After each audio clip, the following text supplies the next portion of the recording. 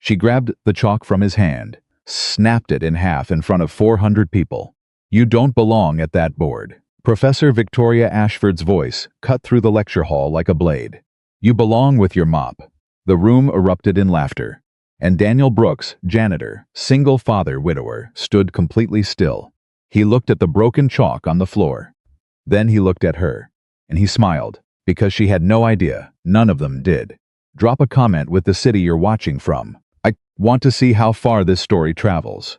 And if it moves you, hit subscribe. You won't want to miss what comes next. The night always belonged to Daniel Brooks, not because he wanted it that way. Not because he chose the darkness over the daylight hours, when the rest of the world moved in bright, confident strides across the marble floors of Whitmore University. He worked the night shift. Because the night shift was what was available when his whole world collapsed 6 years ago, and a man with a 10-year-old son, a pile of medical bills, and no degree to his name didn't get the luxury of preferences. He got what he could hold on to, and so every night at 11:47 p.m. Daniel had counted enough times to know the exact minute he pushed open the Muklad heavy service entrance door at the east side of the building, signed his name on the clipboard nobody ever checked, and stepped into a university that had already forgotten he existed. His cart was always waiting in the same spot. Mop, bucket, spray bottles lined up by size, a worn-down roll of paper towels he'd learned to stretch across an entire week because the supply closet ran short every month and nobody in administration cared enough to fix it. He'd stopped filing the requisition forms. After the third time, they disappeared without a response. He just made do. That was Daniel Brooks in 4 words. He made do. He moved through the East Corridor first, the way he always did. Past the financial sciences wing where the carpet smelled like cologne and old money. Past the student lounge where the television was always left on and someone had spilled an entire coffee directly beside the couch and simply walked away. Past the row of faculty portraits on the second-floor landing, oil paintings in heavy gold frames, men and women with titles so long they wrapped to a second line beneath their names. Daniel dusted those frames every Tuesday. He knew every face. None of them knew his. He'd made peace with that a long time ago. Or he told himself he had. Some nights the peace held steady. Other nights, particularly the nights when he'd just kissed Noah goodnight and watched his son fall asleep with a library book still open across his chest, the peace cracked a little at the edges, and something older and heavier pressed through. Not bitterness. He refused to call it bitterness. More like grief. The quiet kind. The kind that doesn't announce itself with tears but sits in the back of your throat on the drive home and makes it hard to swallow. Tonight was one of the quiet nights. He rolled his cart past the main lecture hall, Hall A, the crown jewel of Whitmore's mathematics department, a room that could seat 600 and regularly filled every chair when the right professor was speaking, and stopped. The door was cracked, not unusual. The cleaning staff often left doors propped open to let the chemical smell dissipate overnight. But it wasn't the open door that made Daniel stop. It was the board. Through the narrow gap, he could see the edge of the lecture board floor to ceiling, spanning 30 feet of continuous white surface, and someone had left it covered. Completely covered. Dense lines of notation, theorems stacked on theorems, a problem that spilled from one panel to the next like a river overflowing its banks. He pushed the door open with his shoulder. Just to get a better look, he told himself. It would only be a minute. Daniel Brooks had been telling himself that for 6 years. He leaned the mop against the wall inside the door and walked toward the board. Up close, it was even more elaborate than it appeared from the hallway. Someone, the professor, presumably had laid out the foundation of an extended proof in the upper left corner, clean and methodical, the kind of setup that communicated total confidence in the approach. But confidence and correctness weren't always the same animal, and Daniel's eye moved quickly to the third panel, where the notation shifted, where the assumptions began to stack, and where something about the structure made his jaw tighten slightly. He reached out and tapped the board with one finger, not touching the chalk, just tracing the air in front of a particular line. "That doesn't work," he said out loud. To no one, to the empty room, he said it. The way you might notice a crack in a wall while walking through an empty house.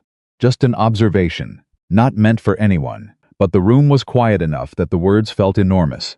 He studied the proof for a long time, longer than a minute. Somewhere between 20 minutes and forever, which is what happened when Daniel Brooks started looking at a real mathematical problem. The rest of the world went soft and distant. The mop in the corner became irrelevant. The clock became a decoration. His wife Emily used to say he looked like a completely different person in those moments. Like someone turned a light on inside you. She'd said once, sitting across from him at their kitchen table, while he worked through something she'd brought home from her classroom. She'd been a high school mathematics teacher. He'd been 26 and working construction and auditing one community college course per semester, because that was all they could afford. She had believed in his mind before he fully believed in it himself. You don't think the way other people think, Daniel. That's not a flaw. That's a gift. He pulled his thoughts back to the present. The board. The problem. There was a variable substitution in the third section that appeared valid on the surface, but collapsed under scrutiny. The boundary condition had been set without accounting for the behavior at the limit, which meant everything downstream of that assumption was technically built on air. Elegant air, impressively constructed air, but air. Daniel picked up a piece of chalk from the tray, looked at it, put it back. He did that 3 more times before he finally kept it in his hand. He didn't write on the professor's work. He would never touch someone else's notation without permission. That felt like a line. Instead, he found a corner of the far right panel that had been left blank, just a small space, maybe 18 inches square, and he wrote there. Quietly, the way he did everything. He wrote the corrected setup. The adjusted boundary condition. 2 lines that, if followed to their natural conclusion, opened a completely different path through the problem. Then he stepped back, looked at what he'd written, picked up his mop, and left. He didn't think about it the next morning. He had a son to wake up, a breakfast to make, a lunch to pack, 'cause Noah's school lunch program had a 3-week waiting list, and they were on week 1, a permission slip to sign for a field trip he'd completely forgotten about. A neighbor, Mrs. Okafor, 63 years old and blessed with the patience of a saint, to thank for watching Noah the night before. He had a life to manage. The board was the board. It was already in the past by the time he was driving Noah to school in the truck, that needed new brake pads and a prayer every time the temperature dropped below 40. Dad, Bud, can you come to the science fair? Daniel kept his eyes on the road. When is it? Thursday. At 6. Thursday he worked 4 to midnight. I'll figure it out. You always say that, and I always figure it out. Noah was quiet for a moment, looking out the window at the passing houses, the familiar route, the neighborhood that wasn't for fancy, but was theirs. Mrs. Okafor says, you're the smartest person she's ever met. Mrs. Okafor is being kind. She says you could have been a professor. Daniel turned into the school drop-off lane. Mrs. Okafor talks a lot. Dad, Noah, could you have been a professor? Daniel pulled to a stop, put the truck in park, turned and looked at his son, this 10-year-old person with Emily's eyes and Emily's way of asking questions that had no comfortable answer, and felt that crack in the piece again, right along the familiar fault line. Get to class, you're gonna be late. Noah grabbed his backpack, opened the door, then paused with one foot already out. I think you could have been anything. He was gone before Daniel could respond. Daniel sat in the drop-off lane for 20 seconds longer than he should have, ignoring the minivan behind him that was starting to inch forward impatiently. He drove to the gas station, bought the cheapest coffee they sold, and went home to sleep for 5 hours before his shift. He found out about the camera footage on a Wednesday. He hadn't been thinking about it. 3 days had passed since he'd written those 2 lines on the board in Hall A. And in that time the problem had faded back to where most things faded, the middle distance. Acknowledged but not urgent, like a book he meant to finish. Reading, someday. He was in the middle of restocking the paper towel dispensers in the second-floor men's room when Marcus, the other night shift janitor, came through the door with a look on his face that Daniel recognized immediately. The look that meant something had happened, and Marcus wasn't sure how to say it. There's talk, Marcus said. About what? About Hall A. About last Monday. A pause. About you, Daniel kept stalking. What kind of talk? The kind where Ashford's name comes up. Daniel turned around slowly. Dr. Victoria Ashford. The name landed differently than other names at Whitmore. She was 31 years old, younger than Daniel by 7 years, and she'd already collected more academic honors than most faculty accumulated in a career. The mathematics department treated her the way certain churches treat their most gifted preachers, with reverence that had curdled, over time, into something closer to unquestioning deference. Her word in the department was close to final. Her opinion on student capability had ended more than one promising academic trajectory. People were careful around Victoria Ashford. Daniel hadn't given her much thought beyond the fact that her office was on his route, and she left her recycling bin outside the door on the wrong nights, which messed up his schedule. "What about her?" he said. She pulled the security footage from Hall A. Marcus lowered his voice even though they were completely alone. "She saw you at the board. She knows it was you who wrote on it." Daniel was quiet. Word is she's furious, man, like genuinely. Says it was a violation of department property or something. I don't know the exact words, but that's not a thing. You can't violate a chalkboard. That's not the point, and you know it. Daniel did know it. The point wasn't the board. The point was the uniform. The point was that a man with a cleaning cart had walked into a sacred space and written mathematics on the wall, and that was offensive in a way that had nothing to do with regulations and everything to do with the invisible architecture of who was allowed to do what in a place like Whitmore University. He'd known that when he picked up the chalk. He'd done it anyway.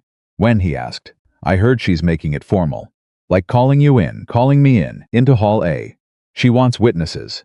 Daniel said nothing for a moment. Then he pulled another paper towel roll from the supply bag and loaded it into the dispenser. "Okay," he said. "That's it? What else is there?" Marcus stared at him. "Daniel, she's got it in her head to make an example. You understand that? In front of people? I understand. And you're just okay. I didn't do anything wrong. That's not the same as being protected from the consequences of it." Daniel finished with the dispenser, folded the empty bag, looked at his friend. "I know that too." The notice arrived in his personnel file the following morning. Not delivered in person, not a phone call. A single typed document slipped into the Manila folder in the HR office marked Brooks D. Night Operations. He read it, standing at the front desk, while the HR assistant, a young woman who wouldn't quite make eye contact, pretended to sort documents on the other side of the room. "You are requested to appear in Lecture Hall A on Friday, October 14th at 20. The matter concerns unauthorized use of departmental instructional resources. Dr. Victoria Ashford, Department of Mathematics." He read it twice, folded it, slid it into his shirt pocket. "Thank you," he said to the assistant, who was still not looking at him. He went home, slept 3 hours, got up, made Noah's after-school snack and left it in the refrigerator with a note because he had to leave before Noah got home on Fridays. Called Mrs. Okafor and asked her to let Noah in. Then he sat at the kitchen table. Emily's notebook was on the shelf above the microwave, where it always lived. He didn't take it down often. It felt like a ceremony when he did something that required a certain quality of quiet. He looked at it for a while. He thought about the problem on the board, about those 2 lines he'd written in the corner, about what happened, mathematically, if you followed them where they wanted to go. He got up, got the notebook, opened it to the page. Emily had flagged with a strip of orange paper in the last month of her life, the problem she'd been working on for years, the one she called her white whale. Borrowed from Melville and said with that particular smile that meant she was delighted by her own reference and didn't care who knew it. He sat back down. For 2 hours he didn't move from that chair. Noah came home. Mrs. Okafor let him in. He ate his snack, did his homework, fell asleep on the couch with a book on his chest, the way he always did, the image so much like Emily that it hit Daniel sometimes like a physical thing. Daniel covered him with the spare blanket, went back to the table, and kept working. Friday came. He wore his uniform. He almost didn't consider for about 45 seconds wearing the one collared shirt he owned that didn't have a stain on it. But that felt like a concession, like agreeing, before he even walked through the door, that the clothes were the point, that the uniform meant something about what he was allowed to know, allowed to do, allowed to be. The clothes were not the point. He pushed his cleaning cart down the main corridor at 1:58 p.m. 2 minutes early, because Daniel Brooks was always exactly 2 minutes early. It was one of the only things he'd inherited from a father, who hadn't left him much else, and stopped outside Hall A. He could hear voices inside. Not a few voices, many. He stood at the door for exactly one breath. Then he pushed it open. The room was full. Not capacity, this wasn't a scheduled lecture, and the notice had gone to faculty and graduate students as a kind of open invitation, which Victoria Ashford had apparently framed as an opportunity to observe, a departmental matter, a description that told Daniel everything he needed to know about what she intended this to be. He'd counted automatic, the way counting always was for him, approximately 200 people. Students in the raked seating, several faculty members along the side wall, some standing, some seated in the chairs typically reserved for visiting lecturers. 2 department administrators near the back, who had the careful blank expressions of people waiting to see which way the wind was going to blow before they committed to a position. At the front of the room, beside the board, Victoria Ashford. She was smaller than he expected. That was always his thought when he encountered someone whose reputation had filled a room before they arrived, the gap between the expectation and the physical person standing in front of you. She was maybe 5'4", with dark hair, pulled back in a way that was professional to the point of severity, wearing a charcoal blazer over a black blouse, and she was standing with her arms crossed, and her eyes on him the moment he walked through the door. Eyes that did not soften when she saw the cart. If anything, the cart confirmed something for her. He could see the small shift in her expression that said, "Yes, exactly what I expected." The room had been moderately loud when he walked in. It became quiet in a way that wasn't polite. The kind of quiet that means everyone has noticed something and is waiting for the show. Daniel walked to the front of the room. He didn't leave his cart at the door. He brought it with him. He stopped about 8 feet from the board and looked at it. Someone, Victoria, presumably had erased his 2 lines from the corner. The rest of the board had been reset. Her original problem, her original notation, laid out exactly as it had been the night he'd first seen it. He looked at Victoria. She looked at him. Your name is Daniel Brooks. Not a question. A recitation of a fact she'd verified, like reading from a file. Yes, you work nights, building services. Correct. You were in this hall on the night of October 10th. A pause just long enough to be deliberate. After hours. Alone, yes. And you wrote on my board. He held her gaze. I wrote in an empty corner of the board, yes. Something shifted slightly in her expression. She'd expected him to apologize immediately. He could feel that. The apology would have made this easier for everyone. She would have accepted it with a kind of professional magnanimity. The faculty witnesses would have been quietly satisfied, and the event would have resolved itself without requiring anyone to look too carefully at anything. He didn't apologize. She uncrossed her arms. Do you understand what's on this board? I understand the problem. Laughter. Scattered but real. The undergraduate students in the upper seats were the worst of it, not malicious. Just the reflexive laughter of people who have been handed an unexpected comedy and don't yet know they should be taking it seriously. Victoria let the laughter breathe for a moment. Then, you understand the problem, said back to him, in the tone of someone completing a joke they didn't originate. Yes, this is an extended version of an open problem in harmonic analysis that has challenged researchers at MIT, Cambridge, and the Fields Institute for the better part of 2 decades. Another pause. You understand that. I understand the core of what you're working on. And I understand where your current approach runs into trouble.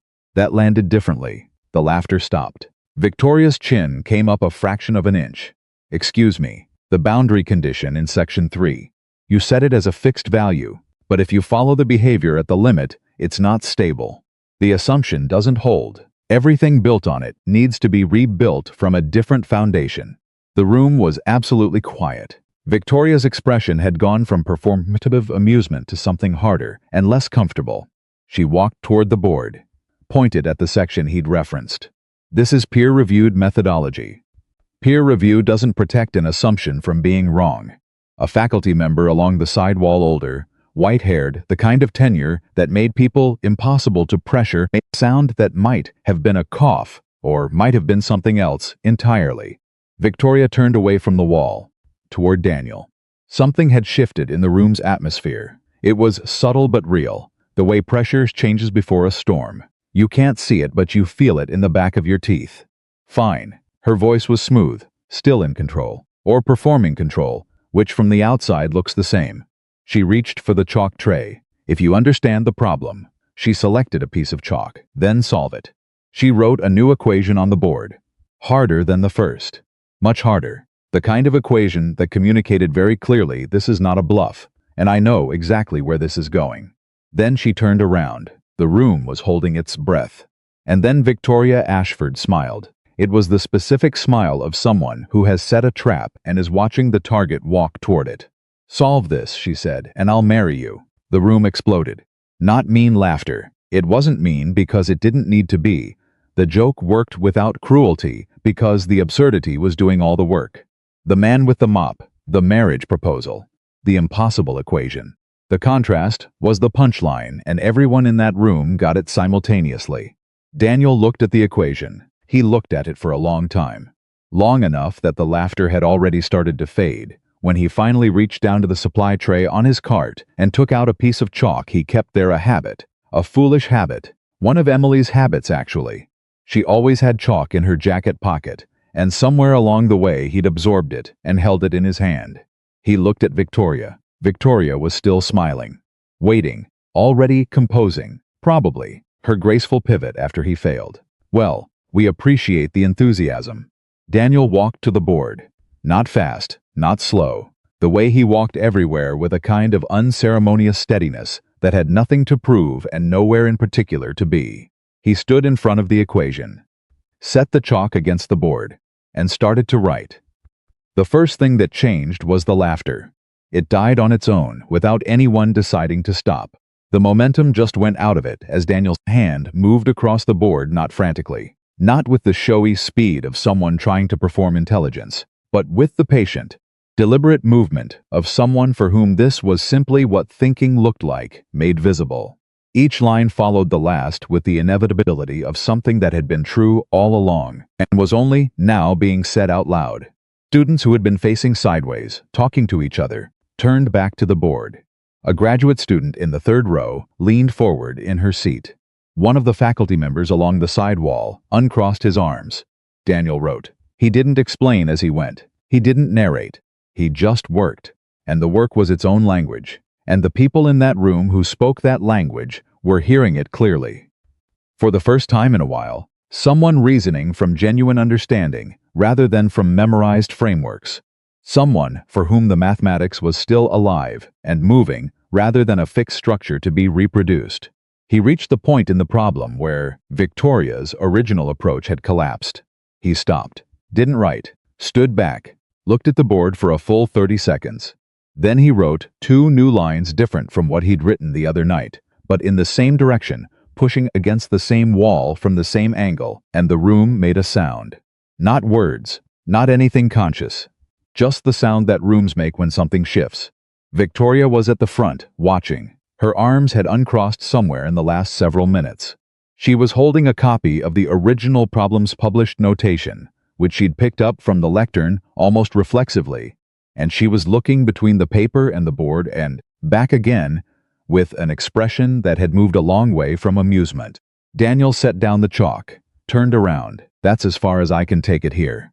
The rest requires about 2 days with a whiteboard and a real eraser, not the half-dead felt thing you've got in that tray. But the approach works. The substitution in Section 3 has to be rebuilt from the adjusted boundary, and once you do that, the path through the rest of it opens up. He looked at Victoria directly. You'd already done the hardest part. You were just one wrong assumption away from the solution. That's not a small thing. That's actually, he stopped. Reconsidered. That's actually brilliant. You almost had it. Silence. Victoria was looking at him. The white-haired faculty member along the wall, Dr. Raymond Holt. Daniel knew the name from the portrait upstairs. 32 years in the department cleared his throat. Where did you study? Holt said. Daniel turned toward him. I didn't. I mean, I've taken some community college courses over the years. General studies. Nothing in mathematics formally. My wife was a teacher. She kept good books. The room absorbed this differently than it would have 20 minutes ago. Your wife, Holt said. She passed 6 years ago. A pause. I'm sorry, Holt said, and meant it. The way you could hear when someone meant it. Victoria had not moved. Daniel picked up the chalk he'd set down and placed it back in his pocket. Force of habit. He looked around the room, at the faces that were looking back at him with something entirely different than what they'd brought in, and felt the familiar discomfort of being seen when you've spent years perfecting the art of being invisible. He looked at his cart by the door. I have the east corridor and the third-floor offices tonight. I should probably get started. Nobody said anything. He walked back toward the door. He was almost there, almost past the threshold, back into the familiar anonymity of the hallway when Victoria's voice came from behind him. Mr. Brooks, he stopped. The equation you wrote. The 2 lines. A pause. They're correct. He didn't turn around. I know. He picked up his cart and walked back into the night that had always been his, into the empty, quiet, underestimated hours where nobody watched, and the work was the only thing that mattered. But something was different now. He could feel it, the way you feel a shift in weather before the clouds arrive. Something had cracked open, and the question was whether he was ready for what came through. The east corridor had never felt so long. Daniel pushed his cart through the familiar stretch of hallway, the same linoleum he'd walked 400 times, the same overhead lights that flickered slightly above the second junction, the same faint smell of industrial cleaner and old building that had become so ordinary he usually stopped noticing it entirely, and he noticed all of it tonight. Every foot of it, because noticing the details of the corridor meant he wasn't thinking about what had just happened in Hall A, and not thinking about what had just happened in Hall A was the only thing he wanted to do right now. It didn't work. The equation was still running in the back of his mind, the way mathematics always ran, not loudly, not demanding attention, just present the way background noise is present, threading itself through everything else. He could feel the shape of the solution, the way you can feel a word sitting at the edge of your tongue. The 2 lines he'd written on the board weren't the end of it. They were the door, and behind the door was something he'd been circling for 3 years, something Emily had been circling even longer, something that kept retreating every time he thought he was close. He stopped at the water fountain alcove and wrung out the mop with more force than was strictly necessary. She said she'd marry him, as a joke, obviously as a joke. The kind of joke that worked because every single thing about it, the setting, the contrast, the absurdity, made the punchline land before she'd even finished the sentence. The room had understood immediately. The uniform, the mop, the impossible equation, the marriage proposal, 180 degrees from plausible. That was the entire architecture of the humor. He knew that. He knew that completely, and yet he wrung the mop again. The thing about being laughed at in front of 200 people was that it didn't hurt the way you'd expect if you had never been laughed at in front of 200 people. It wasn't one sharp pain. It was more diffuse than that. It spread itself across the evening in small waves a moment while he was working where the memory surfaced. For no reason, sharp and particular, the sound of it, the quality of it. 200 people sharing a joke at his expense before he'd written a single line, before he'd proven anything. Before they'd had any information at all, they had already decided. That was the part that stayed with him, not the equation, not Victoria's expression when she realized her assumption was wrong, not even the strange, uncomfortable moment with Dr. Holt at the end, which had felt unexpectedly, disconcertingly almost kind. What stayed with him was the laughter before he started writing, the immediate, reflexive, zero hesitation laughter. He knew what that laughter was made of. He'd been hearing variations of it his entire adult life, not always loud, not always directed at him specifically, but always present. In the way a store manager materialized at his elbow when he was browsing in the wrong kind of neighborhood. In the way certain professors, when he'd sat in on open lectures in his first years at Whitmore, had scanned the room and moved past him without pausing. In the way job applications, with his address on them, had a particular habit of going quiet. He wasn't angry about it. Or he had been once, and had worked through enough of that anger over enough years of quiet nights and long drives and honest conversations with himself that what remained wasn't rage, but something more tired and more specific. A weariness with having to prove things that other people were simply assumed to already be. He moved on to the third-floor offices. The work was familiar enough that his hands did it without much direction from the rest of him, which meant his mind went where it wanted, which tonight meant back to Emily. She would have laughed at the marriage proposal, too. Not the cruel version of the laugh. Emily's laugh was never cruel, but the delighted kind, that came from genuinely finding the world surprising and funny and worth paying attention to. She would have sat across from him at the kitchen table and made him tell the whole story twice, and the second time she would have laughed even harder at the part where he pulled chalk out of his own pocket, because she would have recognized that immediately as something she'd given him without meaning to. You carried chalk to a janitor's shift. It's a habit. My habit. Yes. And she would have been quiet for a moment, the way she got quiet when something moved her, and she was trying to decide whether to say it or let it live unspoken between them, and then she would have said. He stopped. He was standing in front of the window at the end of the third-floor corridor, looking out at the campus in the dark, and he was doing the thing he'd promised himself he'd stop doing 18 months ago, writing her dialogue, imagining her responses, filling in the silence she'd left. He'd gotten very good at it over 6 years, too good. It had become a comfort and a trap simultaneously, and he'd learned that the only way to stop was to notice he was doing it, and choose, consciously, to put it down. He put it down. He went back to mopping. At 2:40 in the morning, his phone buzzed in his pocket. He looked at it and found a text from a number he didn't recognize. Mr. Brooks, this is Victoria Ashford. I obtained your contact from HR. I'd like to meet, tomorrow if possible. My office, 10A. M. Ashford. He read it twice, stood there for a moment with the phone in his hand. Then he typed, I work nights. I'll be awake by 9:30. He hit send before he thought better of it. Then he put the phone back in his pocket and finished the third-floor offices, because the offices weren't going to clean themselves, and he had 4 more hours on his shift. He didn't let himself think too much about what she wanted. But he thought about it anyway, the way you think about things you've decided not to think about, which is constantly and without permission.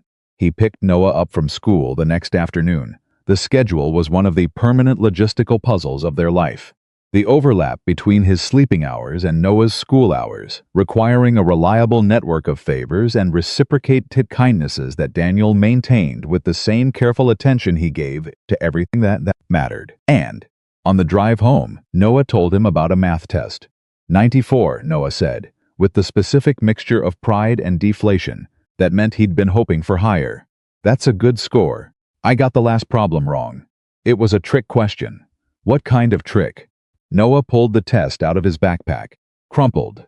The way everything in Noah's backpack was crumpled, as if the backpack itself was applying pressure to its contents, as a matter of philosophy. He smoothed it out on his knee and held it up. Daniel glanced at it at a red light. What did you put? The answer's 56. Noah stared at the test. How do you know that? You looked at it for like 1 second. The trick is that the problem looks like it's asking for the total, but it's actually asking for the difference. The question changed in the second sentence. Most people don't catch the shift. You caught it. I was looking for it, because you're weird about math. Yes, Dad. Noah folded the test back up, inaccurately, and shoved it into the backpack with the energy of someone filing a grievance. Why don't you do math? Like for real? Why is it a secret? It's not a secret. Nobody knows you do it, Mrs. Okafor knows. Mrs. Okafor thinks everything about you is impressive. She doesn't count. Daniel pulled into their street. The truck made the small protesting sound it made every time he turned left too quickly, which he'd been meaning to look at for 4 months. It's complicated. You always say that. Because things are often complicated.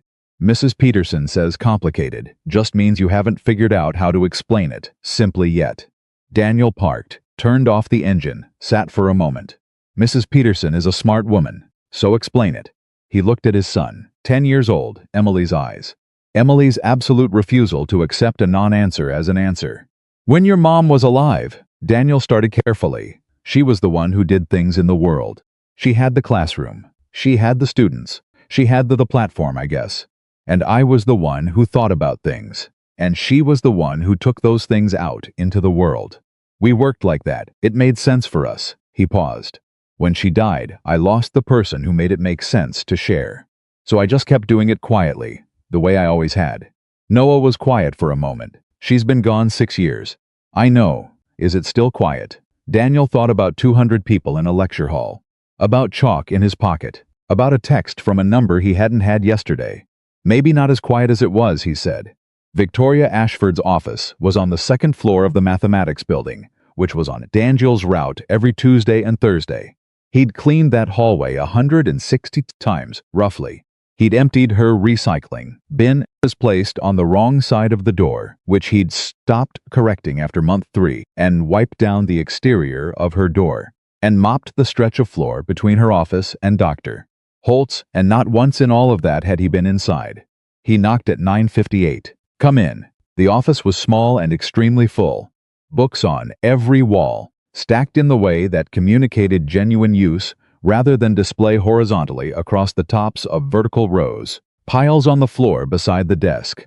A stack on the windowsill that had acquired a coffee cup on top of it, as if the cup had been set there temporarily 6 months ago, and both the cup and its owner had simply never gotten around to addressing the situation. Victoria was at her desk. She stood when he came in, which surprised him. He wasn't sure what he'd expected, but standing seemed formal in a way that the situation didn't yet warrant. She gestured to the chair across from her desk. He sat. She sat. For a moment, neither of them said anything. Daniel recognized the moment for what it was. She had called the meeting, which meant the opening move was hers, and she was working out how to make it. He'd had this experience enough times in enough different contexts to know that the productive thing to do was simply wait. I owe you an apology. He hadn't expected that to be the opening. The comment I made in the hall about, she stopped, pressed her lips together briefly. It was unprofessional, and it was unkind.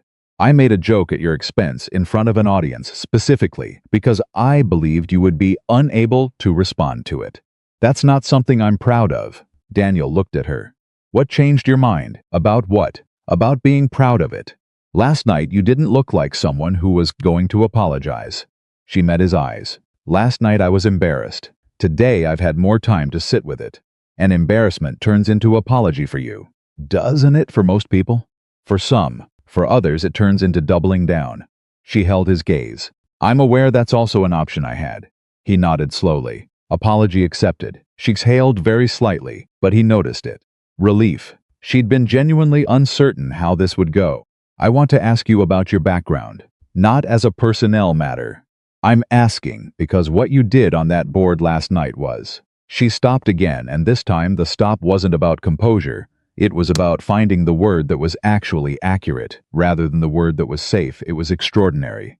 And I've been sitting in this office since 6 this morning, trying to figure out how someone with no formal training in mathematics is navigating harmonic analysis at a level that is frankly beyond most of my graduates' students. You read a lot. My wife left a very good library. She looked at him for a long moment. Your wife was a teacher? High school. She loved the subject more than she loved teaching it, which she would tell you herself if she were here, and which made her a better teacher than most people who feel the other way around. What happened to her? The question landed directly, without apology, which he actually preferred to the alternative. The apologetic version of that question, softened and hedged and surrounded by condolence, always made him feel like he was being handled. This was direct. He could work with direct. Aneurysm. She was 30. No warning. Noah was 4. Victoria's expression shifted into something genuine, not performed sympathy, but the particular look of someone recalibrating the information they've just received and understanding, perhaps for the first time, that there is a real weight behind the biography they're hearing. I'm sorry, thank you. She was quiet for a moment. Then, the notebook. Dr. Holt mentions you. Said your wife's books were where you'd studied. Is there a notebook? Daniel felt something tighten in his chest. Not defensively, just the instinctive response to someone reaching toward something private. Emily's notebook wasn't a secret exactly, but it was his in a way that very few things were his. She kept notes, he said carefully, on problems she was working on. Some of them were original problems she'd developed herself. One in particular, she called it her white whale. She spent years on it, never finished it. Victoria leaned forward slightly, almost involuntarily. What's the problem? It's related to what you have on your board. Not identical, but the structures touch each other in places. The silence lasted 3 full seconds, Mr. Brooks. Daniel, Daniel, a pause as if she was adjusting to the name. I want to propose something, and I want you to hear the whole proposal before you respond. He waited. The problem on my board, the formal version, not the classroom version I've been developing for the last 8 months, is part of a research grant application. Whitmore has been pursuing funding from the Beaumont Foundation for the last 3 cycles. We've been close twice. The Foundation's board is interested in original approaches to open problems in analysis. Original meaning, not peer-reviewed methodology. She absorbed that without flinching, meaning work that breaks new ground rather than refining existing frameworks. Yes, and you want me to. I want to know what's in your wife's notebook. The words sat in the air between them. Daniel looked at the books on her wall, at the coffee cup on the windowsill stack, at the framed award on the wall behind her that said something about distinguished young faculty but was hung at a slightly off angle as if it had been put up quickly and never straightened. What would that look like? He asked. I don't know yet. That's the honest answer. What I know is that the 2 lines you wrote on my board last night represent a direction I haven't considered. And the reason I haven't considered it is almost certainly because my training has me looking at the correct, because it's familiar. You're looking at it from somewhere I've never stood. Because I'm not a mathematician. Because you're not a credentialed mathematician. There's a difference, and I recognize I wasn't making that distinction yesterday. He sat with that for a moment. Can I ask you something? Yes. Why does this matter to you? The grant, the problem. You've got a career that most people in your field would trade significant things for. You've got time, another application cycle, another approach. Why is this one urgent? Something moved through her expression. Complex and fast, the way real things usually were. Because I'm 31 years old, and I've spent the last 8 years being the person who was closest to something without reaching it. And I'm starting to wonder if close is all I'm capable of. She stopped. Seemed to regret the specificity of that. That's more than you needed to know. No, Daniel said. It's exactly as much as I needed to know. She looked at him. He stood up. I'll think about it, he said. That's fair. The notebook is private. If I decide to share anything from it, it happens on terms I set. Not terms the grant committee sets, not the university's terms. Mine. Understood. And I need to know that what happened yesterday doesn't happen again. Not in that room. Not with those people watching. He held her gaze. I'm not an exhibit. She didn't look away. You have my word. He moved toward the door. Daniel, he stopped. The 2 lines you wrote. I've been reconstructing them from memory since last night. I think there are 3 possible paths forward from the adjusted boundary condition. Am I wrong? He turned back. And for the first time in that office, in that meeting, in this strange new territory he hadn't asked for, he smiled. You're not wrong, but one of the 3 closes faster than you think. The second one is where it gets interesting. He left. He took the stairs down instead of the elevator because he needed the time. Needed the rhythm of steps and the physical distance from that office and the conversation it contained, because his mind was already running ahead of him the way it did when a problem came alive, already pulling threads, already testing the second path, the interesting one, against the structure Emily had laid out in her notebook, already seeing, dimly but clearly enough to feel the familiar electric hum of it, the shape of something that might be true. He thought about Noah, asking him why he kept things quiet. He thought about Emily's handwriting in the margins of her notebook, the orange paper bookmark, the words she'd written beside her last entry. I can almost see it. It's there. Someone will find it. He'd always assumed she meant someone else. Some credentialed someone. Some person with the right training and the right institution behind them and the right amount of uninterrupted time. He'd never quite let himself believe she might have meant him. He told Mrs. Okafor about it that evening, because Mrs. Okafor was the closest thing he had to a confidant, and because she'd seen him come in with the particular expression he wore when something was happening that he wasn't sure how to carry, and she'd immediately put on coffee and settled herself at his kitchen table with the air of someone who had cleared her schedule indefinitely. He told her about Hall A, about the equation, about the joke. Mrs. Okafor's face went through several phases during this section of the story, none of them subtle. She said, "What? It was a joke." In context, she said she'd marry you if you solved it. In front of students and faculty. Yes, you solved it. I started solving it. The complete solution would take longer. Mrs. Okafor picked up her coffee cup, set it down without drinking. Picked it up again. Daniel, I know, that woman owes you more than an apology. She did apologize. And then she asked to use your wife's notebook. He paused. I didn't say that. You said she asked what was in it and whether she could know. That's the same thing. Mrs. Okafor was looking at him with the level gaze of someone who had seen a great deal of the world's behavior and categorized it efficiently. What does your gut tell you? My gut tells me the mathematics is real. The problem is real. And I've been sitting on Emily's work for 6 years because I didn't know what else to do with it. And now, he looked at Emily's notebook on the shelf above the microwave. Now maybe I do something with it. With Ashford? With the problem. Whether that involves Ashford, he shrugged one shoulder. Carefully, Daniel. I know. That woman is used to being the smartest person in the room. You walked in and rearranged her furniture. People like that, Mrs. Okafor paused, selecting her words the way someone selects the right tool for a delicate job. They can go 2 ways. Some of them get grateful. Some of them get dangerous. You don't know yet which kind she is. He thought about Victoria in that office. The off-angle award on the wall. The 8 years of being close without arriving. The way she'd said, that's more than you needed to know, and then held his gaze anyway. I think she might be both, he said. What he hadn't told Mrs. Okafor, what he hadn't told anyone, and wasn't ready to, was what happened between leaving Victoria's office and coming home. He'd sat in his truck in the parking structure for 40 minutes. Not because he was thinking about the grant.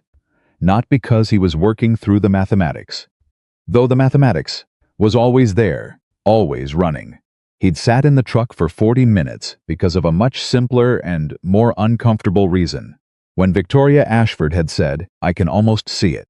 It's there. Someone will find it, or rather, when he'd thought about Emily saying those words and then looked at Victoria across that desk, something had happened in his chest that he couldn't fully name. Recognition, maybe. He'd seen, for just a moment, something in Victoria that reminded him of the quality of intelligence he'd loved in Emily. Not the same, they were different people. Obviously, enormously different, and Victoria's intelligence had a sharp competitive edge that Emily's never had, but the same quality. The same burning relationship with the work itself. The same way of not quite being able to leave a problem alone. He didn't know what to do with that observation. So he sat in the truck for 40 minutes and then drove home and talked to Mrs. Okafor and didn't mention it. Some things needed to stay private a little longer. Marcus found him 2 days later in the supply closet, in the middle of his shift, and Marcus had the look again, not the first look. The uncertain look, but the second look, the one that meant the information, was more serious this time. The department had a meeting. Daniel finished stacking the cleaning supplies. About what? About you. About the grant. Apparently Ashford went to the chair and told him you'd presented a new approach to the Beaumont problem. Marcus was watching him carefully. She didn't say it was yours, exactly. Or she did say it, but she framed it as collaborative. Like you'd been working together. We haven't been working together. I know that, you know that, but that's how it was presented. Daniel closed the supply closet door. What does the chair want? He wants a formal presentation. From Ashford. With the new approach laid out. Grant deadline is in 6 weeks. A pause. People are talking about the note she sent to the Building Services Department. What note? A commendation. For you, she filed it yesterday. Marcus's expression was complicated, proud, and worried simultaneously, which was a combination Daniel associated specifically with Marcus, who cared about him in the practical, grounded way of someone who had watched another person navigate hard circumstances for a long time. People are paying attention to you, man. Whether you wanted them to or not. Daniel stood there. The notebook, he said quietly. Not to Marcus, more to himself. He looked up. There are things in Emily's notebook that I've never shared with anyone. Not because they're secret. Because they weren't finished. She was working toward something, and she didn't get there, and I've spent 6 years trying to finish the work she started, and He stopped. I think I'm close. Marcus was quiet. She was a math teacher. Yes, and she left you a notebook. Yes, and you've been solving it alone.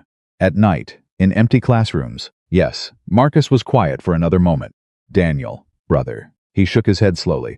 What are we gonna do with you? It wasn't really a question. He called Victoria that night.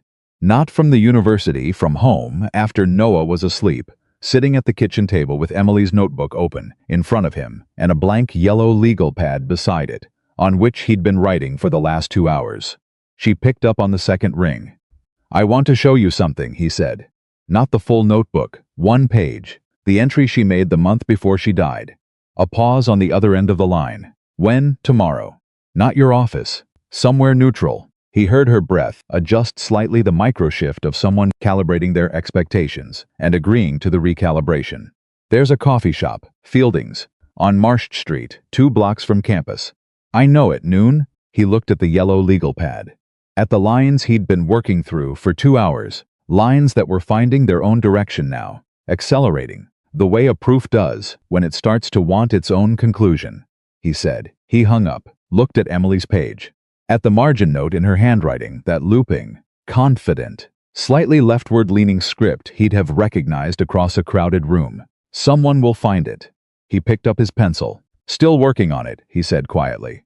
The kitchen was very still. Outside, the neighborhood settled into its late night. Sounds, the distant traffic, a dog 2 houses over, the wind in the oak tree that overhung the back fence and that he'd been meaning to have trimmed since spring.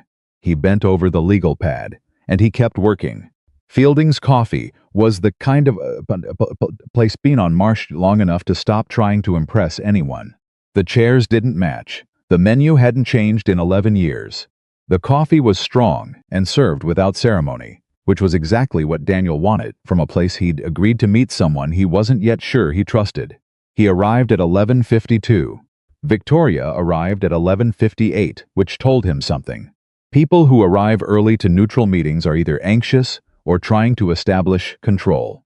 People who arrive 2 minutes before the agreed time have thought carefully about how they want to enter a room. He filed it away without deciding what to do with it. She sat down across from him without taking off her coat immediately, which was another thing he noticed, still not fully committed to being here, still holding one layer of removal between herself and the situation. He recognized it because he'd spent years doing the same thing in rooms where he wasn't sure he belonged. The notebook was on the table between them, closed. Emily's name wasn't written on the outside. It didn't need to be. It was that kind of object, the kind that carries its owner's presence in its worn spine, and the particular way the cover had softened at the corners, from years of being opened and closed, and carried and set down. Victoria looked at it but didn't reach for it. Thank you for coming, she said. You chose the location. I meant for calling, for being willing to. She stopped. Started again. I wasn't sure you would. I wasn't sure either. A server came. They both ordered coffee. The server left. The particular quiet that follows a server leaving settled over the table.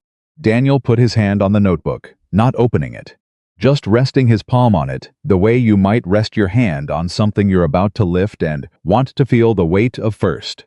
I'm going to show you one page, the last entry she wrote that was directly about the problem. There are other entries, more personal ones, things she wrote to herself while she was working, and those stay private. I need you to understand that boundary before I open this.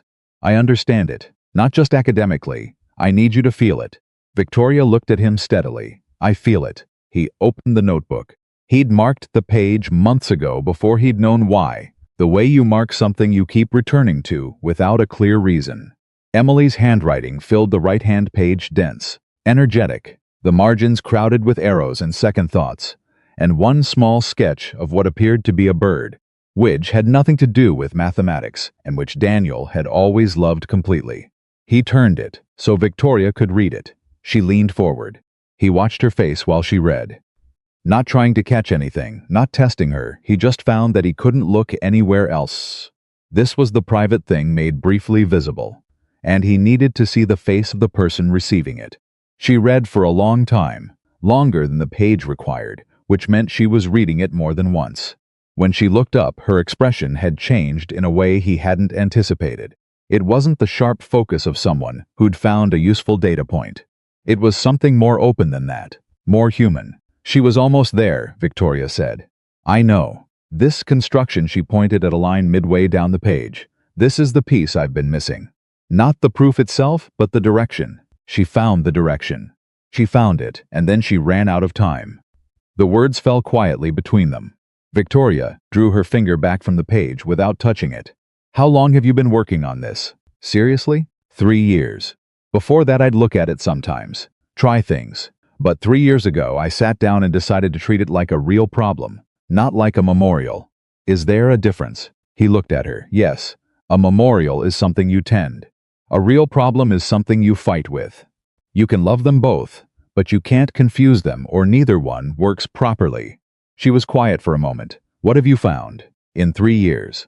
He reached into the inside pocket of his jacket, the same jacket he wore to his shift, slightly too warm for the coffee shop, but it was what he had, and pulled out the yellow legal pad he'd been working on the night before. He set it beside the notebook. Victoria looked at the legal pad. At the 44 so lines he'd written over the course of the previous evening, And the early hours of that morning, careful lines written with the patient intensity of someone who couldn't afford to rush and couldn't afford to stop. She reached for it, stopped herself, looked at him. He nodded. She picked it up. He drank his coffee while she read. He was genuinely hungry. He'd been awake since 5, which was 2 hours earlier than his body wanted. And he hadn't eaten anything except half a piece of toast Noah had left on his plate before school. But he didn't want to be eating when she looked up, so he held off. She looked up 4 minutes later. This is a proof.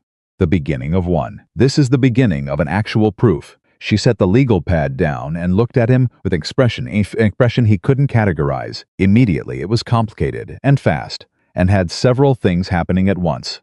Daniel, if this direction holds, and I think it does, I need to work through the implications, but I think it does, this solves Emily's problem. And mine. And the one that's been sitting open in the literature for 22 years. He knew that. He'd known it since 2 in the morning, sitting at the kitchen table in the specific silence of a house where a child is asleep and everything else is waiting. When the proof had turned a corner and he'd felt the familiar electric certainty that something's would become true. He'd known it, and he hadn't told anyone, because knowing it alone in your kitchen at 2 in the morning was one thing, and saying it out loud in a coffee shop on Marsh Street was another thing entirely. And he wasn't sure he was ready for it to be the second thing. Apparently he was. Yes, he said. Victoria sat back in her chair. She'd taken her coat off at some point without him noticing. She put both hands flat on the table in front of her, a gesture he associated with people who need to feel something solid while they process something large. Okay, she said. Okay. She picked up her coffee. Set it back down, without drinking it. I want to help you finish it. I know, not for the grant. I mean, yes, for the grant. Obviously, the timing is, but that's secondary. I want to help, because this is the most important piece of mathematical work I've seen in the 8 years I've been in this department, and it was written in pencil, on a legal pad, in someone's kitchen. And I would like to help it become what it deserves to be. He looked at her for a moment. You can't co-author something you didn't write. I know. Emily's contribution gets credited fully. By name. She started this. If this proof exists in the world with proper attribution, it carries her name. Absolutely. Without question. And mine and yours. He let a beat pass. The grant application names you as lead researcher. She blinked. Daniel, I'm not negotiating against myself. I'm telling you how it works if we do this together. And I need to hear you say it back to me, so I know we're saying the same words and meaning the same thing. Victoria was quiet for 3 full seconds. He could see her working through it, not whether she agreed. He thought she did agree, but how to say it without the kind of careful qualification that smart people sometimes wrap around honest things to make them more comfortable to hold. Emily Brooks and Daniel Brooks developed the foundational approach. My contribution is whatever I contribute going forward, which will be credited as such, and which will not exceed what is accurate. She met his eyes. Is that the same thing? That's the same thing. She exhaled. There's something you should know, she said. The department chair, Dr. Fenwick, he's aware that I've had a conversation with you. He knows there's potentially a new approach on the table for the grant application. He doesn't know the details, but she paused, choosing. He's interested. Interested how? Interested in the grant, in the foundation funding, in Whitmore being the institution attached to whatever comes out of this. She picked up her coffee again, and this time she drank it. Fenwick is a good department chair in most respects. But he measures success the way departments measure success, which means he's going to want to look a certain way when it goes to the foundation board. What way? Official, credentialed. Backed by the full weight of the institution, she set the cup down, which means he may have opinions about how the work is attributed. Daniel felt the familiar tightening. The recognition of a shape he'd encountered before in other forms, the moment when an institution looks at something produced outside its walls and begins the process of deciding how to absorb it in a way that confirms the institution's own centrality. If Fenwick touches the attribution, he said quietly, I walk, and I take Emily's notebook with me, and the legal pad, and every night I've spent on this for 3 years. And nobody gets anything. I know, do you? I know, Daniel. Her voice was firm and direct, not defensive. That's why I'm telling you before it becomes a problem, rather than after. Because I want you to know that if it comes to that choice, I'll back your position. He studied her face. Why? She seemed to consider the question genuinely, as if she hadn't fully articulated the answer to herself yet. Because 8 years ago, I was a 23-year-old graduate student, with an idea that my advisor tried to fold into his own research program. He had the credential. He had the institutional weight. The idea became his, mostly. I finished my degree and moved on, and I told myself it was just how things worked. A pause. I've been telling myself that ever since. I'm tired of telling myself that. The coffee shop moved around them, orders called out, chairs scraping. The ambient, low-level sound of a place that had been conducting ordinary human business for years and would go on doing so, regardless of what was decided at this particular table. Daniel picked up the legal pad, folded it carefully, and put it back in his pocket. He closed Emily's notebook. Give me 2 weeks, he said. I'll work on the proof. You can review what I produce and contribute, where it's genuinely yours to contribute. At the end of 2 weeks, we'll see what we have. And we'll talk about the grant. 2 weeks is tight. I know. I'll move faster than I have been.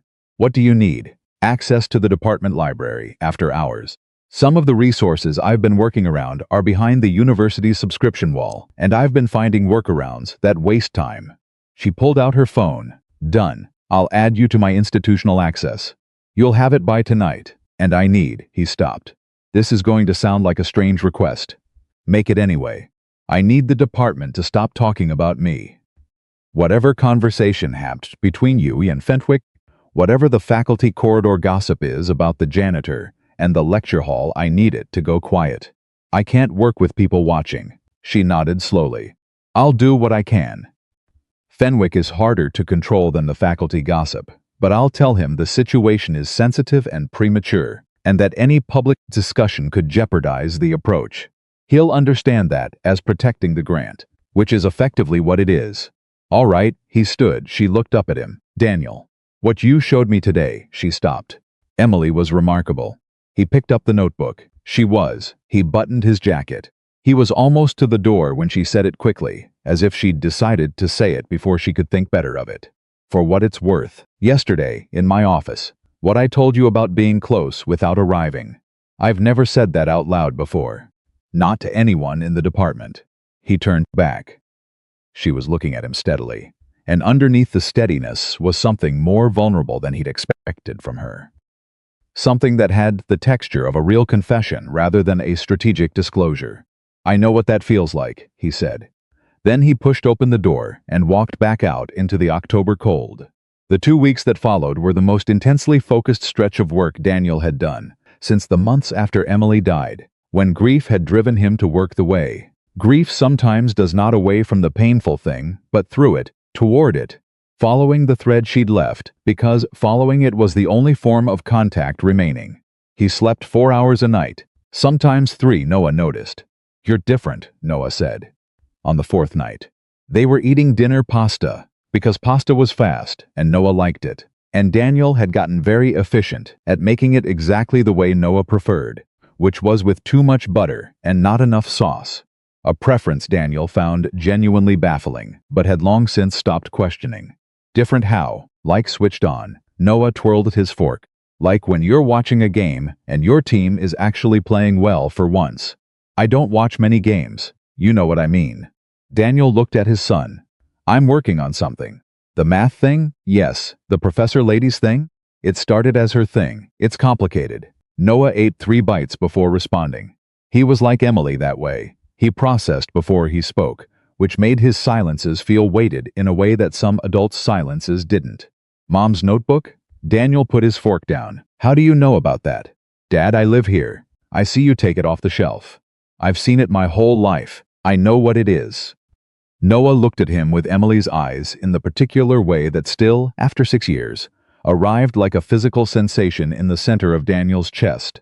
Is that what you're working on? Yes. Noah was quiet for a moment. Good, he said. Just that? Good. And then he asked for more pasta, and the conversation moved on. The way conversations with 10-year-olds move on, completely and immediately, without residue. And Daniel sat at the table with a full and complicated heart and gave him more pasta. He finished the core of the proof on the 11th night. Not the complete proof, there were details to clean, implications to verify, the kind of careful secondary work that turned a correct argument into a publishable one. But the essential structure, the spine of it, the part that either worked or didn't. At 3:47 in the morning, sitting at the kitchen table with Emily's notebook open to her last entry, and his legal pad covered in 3 weeks of accumulated work, Daniel Brooks wrote the final line of the central argument. He set down his pencil, looked at what was on the page. Read it from the beginning, once, slowly. It worked. He knew what that meant, and he knew it completely, and he sat very still for a while. In the quiet kitchen, in the dark house, and he didn't feel triumphant exactly. He felt something older and quieter than triumph.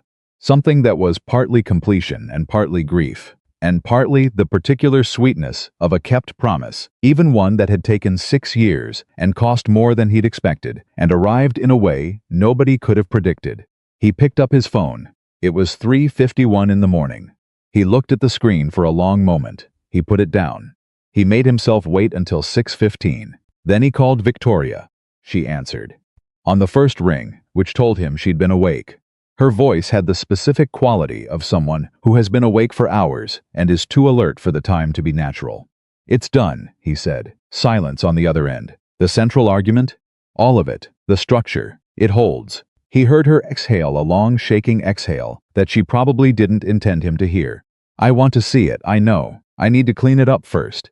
Write it in a form that's legible to someone who isn't me. Give me 2 days. 2 days. A pause. Daniel, do you understand what you've just told me? I understand what I've done. Yes. We need to move carefully. Fenwick is going to want to see this before the grant deadline, which is 3 weeks. I know the deadline, and the presentation to the foundation board is Victoria. He said her name with a particular weight that she heard, because she stopped. 2 days. Let me have 2 days to write this out properly. Then we'll deal with Fenwick and the foundation and everything else. 2 days, a long pause. 2 days, she said. He didn't make it 2 days. On the morning of the second day, Marcus appeared at his apartment door at 8 in the morning, which was not something Marcus had ever done, ever, in the 4 years they'd worked together. Because Marcus understood that 8 in the morning was the middle of Daniel's night, and treated that boundary with the respect of a man who had once worked rotating shifts himself and remembered what it cost. Daniel opened the door in yesterday's clothes, squinting against the light. Marcus looked apologetic and urgent simultaneously, which was the combination Daniel had learned to treat as serious. There's a problem. Daniel stepped back and let him in.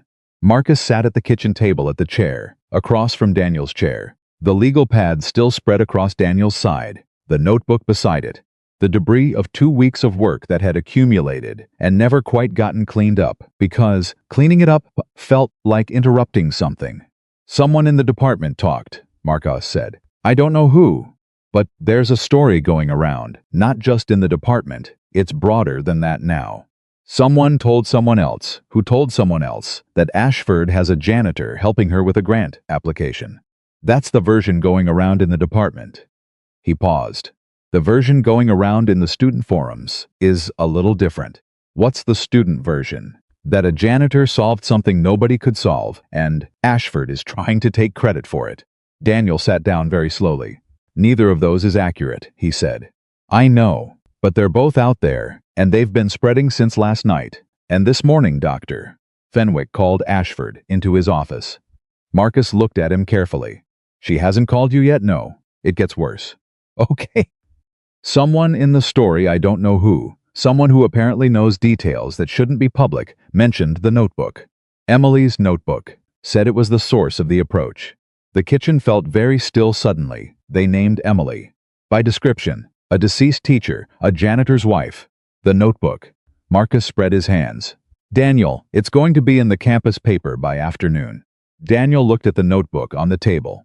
He'd had exactly 3:51 in the morning to feel the completion of something, and now the completion was about to be run over by exactly the kind of institutional machinery he'd told Victoria he couldn't work inside.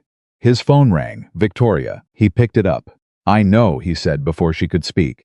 Fenwick wants a presentation today. Not in 2 days. Not next week today. This afternoon. In front of the full department committee. He's calling it an emergency session to protect the grant. Her voice was controlled, but the control was effortful. He's framing it as due diligence. He says if there's going to be a novel approach in the application, the department needs to verify it before it goes to the foundation. He wants to decide whether it's real. He wants to decide whether it's creditable. There's a difference. Is there? A pause. Daniel, I need to know, is the proof ready to be seen? Today? In the state it's in? He looked at the legal pad, at the dense, careful lines he'd been planning to spend 2 more days organizing into something clean and formal. It's ready to be understood by someone who's willing to understand it. Whether Fenwick's committee is willing to, I'll make them willing. But I need you there, not just the notes you, in the room. Can you be there at 2 o'clock? He looked at Marcus. Marcus made a face that said, this is your decision, and I support you either way, and also I think you should go. I'll be there, Daniel said. Wear whatever you want, Victoria said. I mean that. Wear your uniform if you feel like it. Don't let anyone make you change anything about how you walk in. He was quiet for a moment. Victoria, yes, the attribution. Whatever happens in that room today, Emily's name is on this. Emily Brooks and Daniel Brooks. I have it written at the top of my own notes. I've had it there since Fielding's. He hung up. Marcus looked at him. How bad is the committee? I've mopped their offices. I have a reasonable sample size. Daniel stood up. They're exactly what you'd expect. Which is? Smart people who've spent enough time being certain about things that uncertainty feels like a personal insult. Marcus nodded slowly. And you're going to walk in there with a proof written on a legal pad and a notebook that belonged to your dead wife. Yes, in the uniform. Daniel looked down at himself. Still in yesterday's work clothes. The gray uniform he'd put on 36 hours ago at the start of a shift he'd barely completed before coming home to work. In the uniform, he confirmed. All right. Marcus stood. You want me to drive you? Daniel almost said no automatically, the way he said no to most offers of help automatically, the trained reflex of a man who had managed alone long enough that accepting help required a conscious override. He overrode it. Yeah, he said. Give me 20 minutes. He called Mrs. Okafor about Noah's pickup. He explained. Nothing except that he had an appointment at 2 and wouldn't make it by 3:15. Mrs. Okafor said what she always said, which was that Noah was never any trouble and Daniel should stop worrying about asking. He picked up the legal pad. He picked up the notebook. He thought about calling Noah's school, then decided against it. Noah didn't need to know any of this was happening until there was something real to tell. And right now there were several possible futures branching from this afternoon, and he couldn't know which one he was walking into. He thought about Emily, not the way he sometimes did constructing her responses, writing her into the present, but the way he'd learned to think about her, honestly, which was simply what was true about her, what had actually been real. What was true was that she'd spent the last months of her life working on a problem she believed was solvable. What was true was that she'd left her notes not because she gave up, but because she ran out of time. What was true was that she'd written someone will find it, and she had not written the word probably before someone. She had been certain. He owed her certainty. He put the notebook in his jacket pocket, the legal pad under his arm. Marcus was waiting by the truck. The mathematics department's main conference room was on the 3rd floor, across the hall from the faculty lounge and 2 doors down from Victoria's office. Daniel had cleaned this room every Thursday for 4 years. He knew the table had one leg that was slightly shorter than the others and wobbled if you put uneven weight on it. He knew the whiteboard marker in the left tray was almost out of ink and had been for 3 weeks because nobody wanted to be the person who restocked it.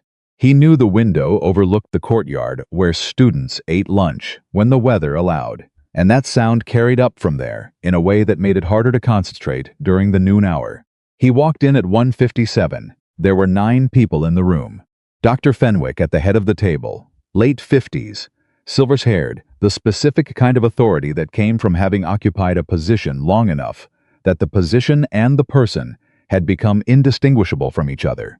3 faculty members on the left side of the table, 2 of whom Daniel recognized from their places in the hallway. 2 department administrators, the same ones from Hall A, with the same careful blank expressions. A woman he didn't recognize who had the focused, evaluative manner of someone brought in specifically to assess something and had no investment in any particular outcome, which was either reassuring or alarming, depending on what she was assessing. And Victoria, at the far end of the table from Fenwick.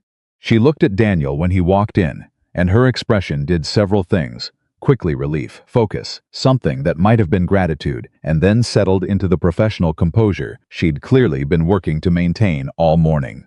He sat down beside her. Fenwick looked at him, at the uniform, at the legal pad on the table, at the notebook that Daniel set down beside it. "Mr. Brooks," Fenwick said, "thank you for coming on short notice. Of course, I want to be transparent about what we're doing here today. We have a grant application deadline in 3 weeks. Dr. Ashford has indicated that a significant new approach to the application's central problem has been developed. Before we incorporate any new material into a foundation submission, the department needs to review and verify it. This is standard procedure." He folded his hands on the table. "We're not here to evaluate anyone's credentials. We're here to evaluate the mathematics." "I understand," Daniel said. He looked at the whiteboard at the end of the room. "May I use the board?" Fenwick gestured. Daniel stood, picked up the nearly exhausted marker from the left tray, uncapped it, looked at the board. He was aware of everyone in the room watching him. He was aware of the slightly too short table leg and the distant sound from the courtyard below and the particular quality of silence that 9 people maintaining professional composure could generate in a closed room. He pressed the marker to the board, and he began. He worked for 40 minutes without stopping. No notes in his hand. The legal pad stayed on the table. He didn't need it. He wrote from the place where the proof lived now, the place it had moved to after 11 nights of working it, until it stopped being something he was discovering and became something he simply knew. He walked the room through the foundation first, the existing framework, the point of breakdown, Emily's insight about the direction, his own work in the 3 years since. He explained the adjusted boundary conditions step by step, and then followed its implications through the structure with the unhurried clarity of someone for whom the path had become completely visible. When he reached the critical turn, the place where Emily's approach and his own converged, the place where the impossible 22-year problem opened like a door, he stopped, turned around. The woman he didn't recognize was leaning so far forward she was almost out of her chair.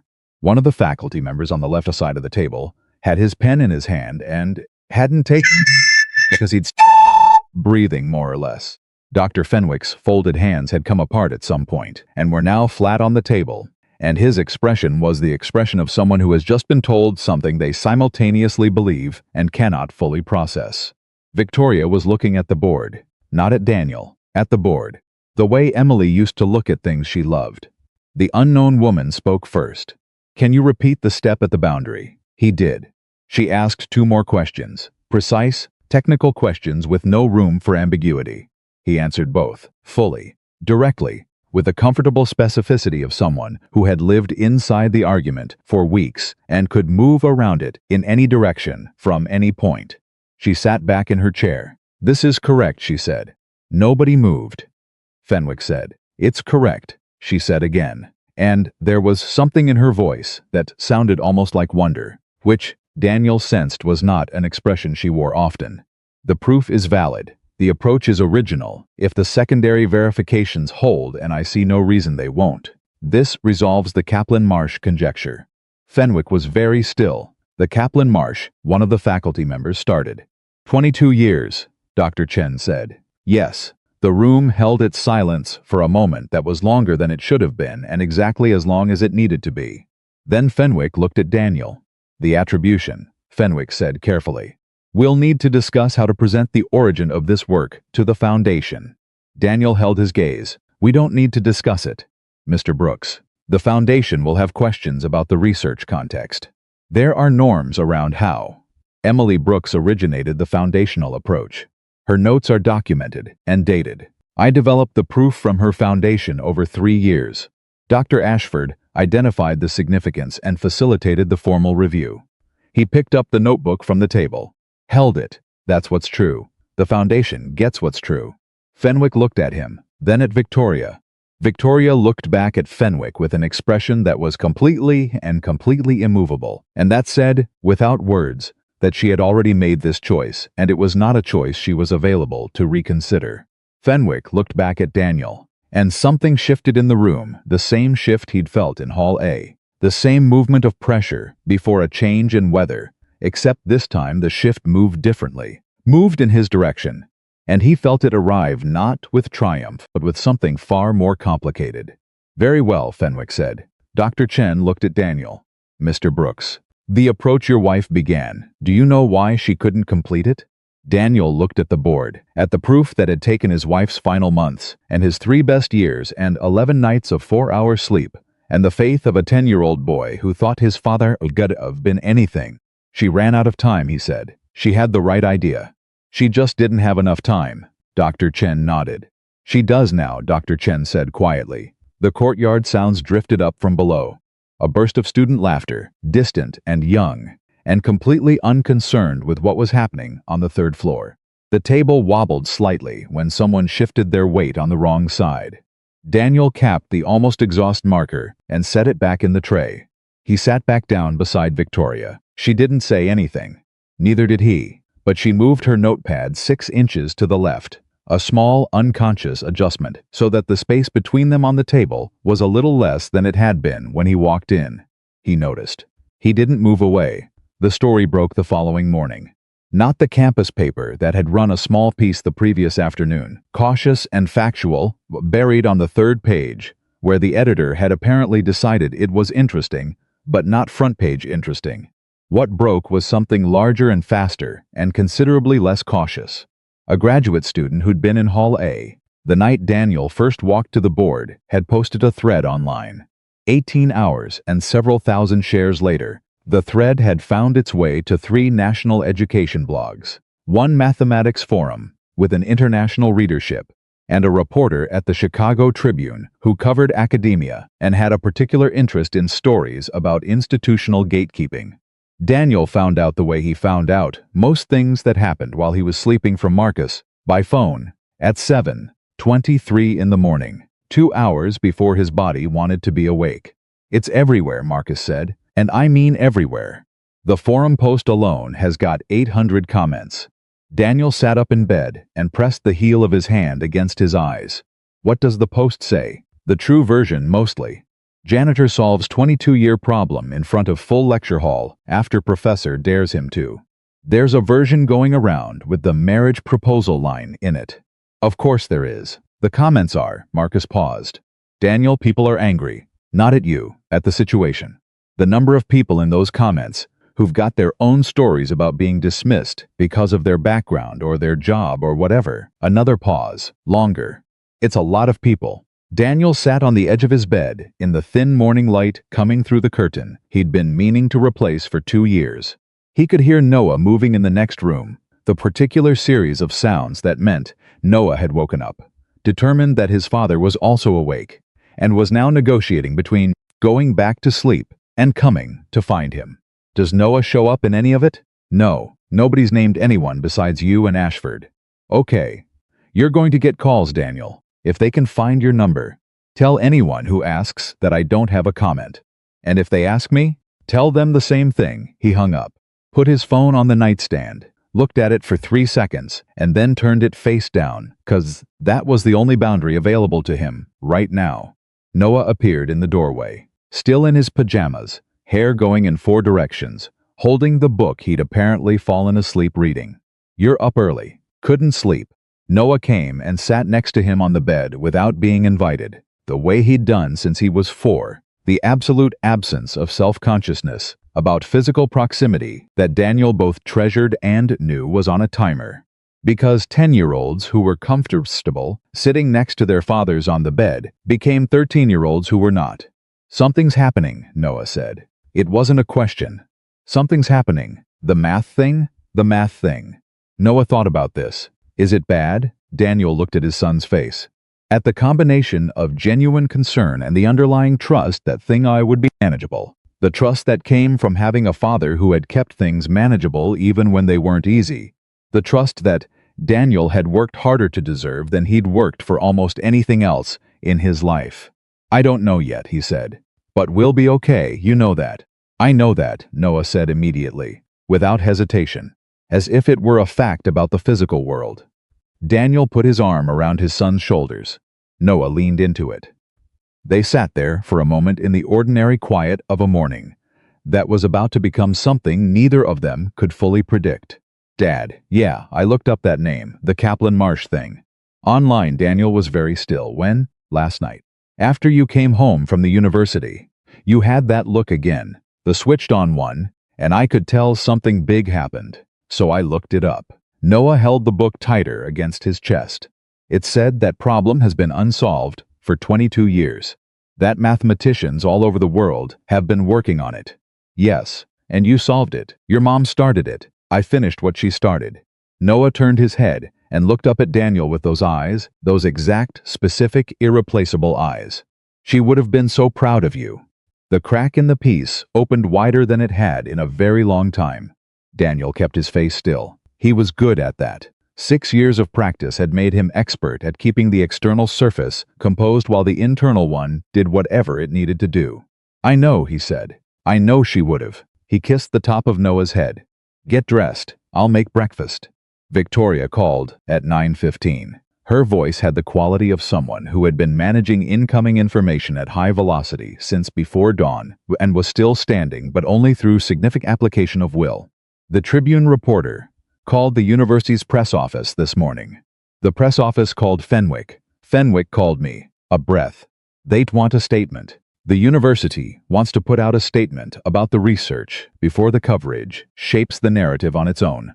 What kind of statement? Fenwick wants to frame it as a university initiative. Collaborative research program. Discovery emerging from the Whitmore Mathematics Department. She stopped. He used the phrase community of scholars twice. Daniel poured himself coffee, said nothing. I told him the attribution was non-negotiable. He pushed back. I told him again. He said, and I'm telling you this exactly as he said it. He said, Victoria, consider what's at stake for the grant. The foundation funds institutions, not individuals. The more this looks like a Whitmore achievement, the better our position. And what did you say? I said the proof was developed by Emily and Daniel Brooks, and that my name was third on the list, and that was the version going to the foundation, and to every reporter who called, and to anyone else who wanted to know. She said it with the flatness of someone reporting a fact rather than seeking approval. He recognized that register. It was the register of someone who had made a decision before they fully understood the cost of it, and was only now beginning to feel the weight. What did Fenwick say to that? A pause. He said he'd need to think about the department's position, which is Fenwick's way of saying he's going to try to find another angle. Is there another angle he can take? He's the department chair. He controls what goes in official communications. He can't change the proof is what it is. And Dr. Chen's verification is on record. But he can control how the university talks about it. And right now he's very motivated to talk about it in a way that makes Whitmore look like the origin point. Daniel drank his coffee. Is Dr. Chen at Whitmore? No. She's at the Institute for Advanced Study. Fenwick brought her in specifically to verify the work because she's one of 3 people in the country whose assessment would be unimpeachable to the foundation board. So she's independent, completely, and her assessment is on record as verifying the work, with the attribution as I stated it. Yes, that happened in a formal department meeting. It's in the minutes. Daniel set down his coffee cup. Then Fenwick's angle doesn't matter. Whatever he puts in the university's press statement, the documented record is what it is. The Foundation Board will have access to the meeting minutes. Dr. Chen's independent verification stands regardless of how the press office frames it. A long pause on Victoria's end. You've thought about this.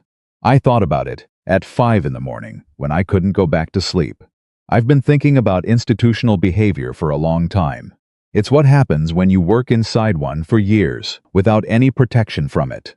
She was quiet for a moment. There's something else, she said. He waited. Someone from the department, I don't know who, and I'm trying to find out, gave the Tribune reporter your employment records. The full picture. Single father, night shift hourly wage, another pause. And Emily's name. The fact that she was a high school teacher. The fact that the notebook exists. The coffee cup in his hand became very heavy suddenly. They gave a reporter information from my personnel file. Yes, that's not legal. It's not, and Fenwick is... She stopped. Fenwick is conducting an internal review, which at the moment I trust about as far as I could throw his desk. But Daniel, here's what that means for you practically. The reporter knows Emily's story. They know about the notebook. If they call you, and they will call you, they're going to ask about her specifically. They're going to want the human story, the widow, the promise, the 6 years of working alone. He put the cup down. He thought about Emily's notebook on the shelf above the microwave. About the orange paper bookmark. About someone will find it. He thought about whether Emily would want to be a human interest story in the Chicago Tribune. He thought about what she actually would have wanted, which was different from what he felt protective about, which was different again from what served the work. And sorting through all three of those at 9:15 in the morning with insufficient sleep was genuinely hard. Call the reporter back, he said finally. Don't confirm Emily's story to anyone in the press. The mathematics is public. The proof is public. Her name on the attribution is public. Everything else is private. And if they publish it anyway, they have the personnel file. Then they publish it, and I don't control that. But I'm not helping them. He could hear Victoria thinking on the other end of the line, the particular quality of silence that meant she was working through implications quickly. Okay, she said. Victoria, yes. The person who leaked the personnel file. Find out who it was. I'm trying. I know you are. I'm asking you not to stop. The reporter called at 11. Daniel let it go to voicemail. The voicemail was professional and considerate, and said all the right things about wanting to make sure Daniel's perspective was represented fairly, which Daniel had heard before in other form. The language of people who wanted your story and were thoughtful enough to ask nicely. He didn't call back. He spent the afternoon with Noah's science fair project, which was due in 2 days, and had been in a state of ambitious incompletion for the better part of a week. It involved a battery, a series of wires, and a hypothesis about conductivity that was more sophisticated than most 10-year-old hypotheses Daniel had encountered, which he'd told Noah and which Noah had received with the nonchalance of someone who had grown up in a house where thinking carefully about things was simply what you did. They worked at the kitchen table. The legal pad was still there. Daniel moved it to the shelf next to Emily's notebook to make room. Can you hand me the wire stripper? Daniel handed it over. Dad, are people going to make a big deal out of this? Probably. Like how big, I don't know yet. Bigger than I'd prefer. Noah worked the wire with the careful concentration he brought to physical tasks, not as naturally fluid as he was, with ideas, but thorough, the way his father had taught him. Take your time, get it right. Will it mess things up? For us? Daniel looked at his son. No, our life is our life. Whatever happens with the math stuff doesn't change what we have here. Noah looked up. Promise? He held his son's gaze. Promise. Noah went back to the wire. Daniel watched him work and felt, in the way he sometimes did, the enormity of this person, this 10-year-old human being, who had grown up without his mother, and with a father who worked nights and kept things quiet, and had spent 6 years following a thread of mathematics through the dark because it was the only form of faithfulness available, and thought about all the ways Noah had made him braver than he would have been otherwise. Not because Daniel wanted to model courage for his son, but because some days Noah was the reason the fear of being seen was simply less important than the alternative. The science fair project came together by 4 in the afternoon. It worked. The conductivity hypothesis held. The circuit completed. The small light at the end of the wire blinked on when it was supposed to. Noah looked at it with the satisfied expression of someone who had done the thing they set out to do. "Mom would have liked this," he said. "She would have wanted to know your methodology.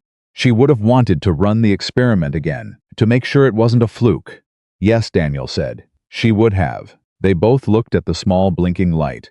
"That's what you're doing," Noah said, with her notebook. "Making sure it isn't a fluke."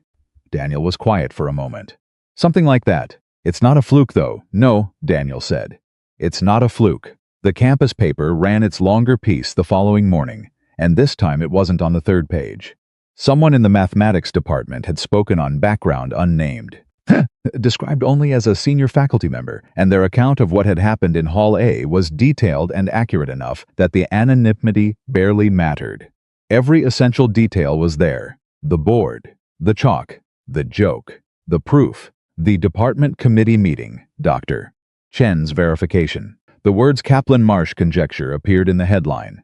And at the bottom of the piece, in the final 3 paragraphs, was Emily. Not detailed, not the way a full profile would have written her. Just the facts that had apparently come from the personnel file leak, assembled carefully. A mathematics teacher, deceased, survived by a husband and a son. A notebook of research she'd left behind. An unsolved problem she'd spent years approaching.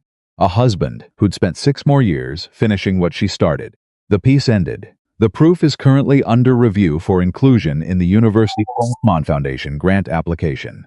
Attribution is listed as Brooks E and Brooks D, in that order." Daniel read it at the kitchen table, alone before Noah was awake. He read the final line 3 times, Brooks E and Brooks D, Emily first. He had not specifically fought for that ordering. He'd said her name goes on it. They'd agreed to that. But the ordering Emily first that had been Victoria's decision, and he hadn't known about it until this moment, reading a campus newspaper at 6 in the morning. He sat with that for a long time. The thing about becoming visible, Daniel had discovered over the course of a very compressed and disorienting week, was that it attracted both the people who meant well and the people who didn't, often in the same moment, often indistinguishable from each other on the surface.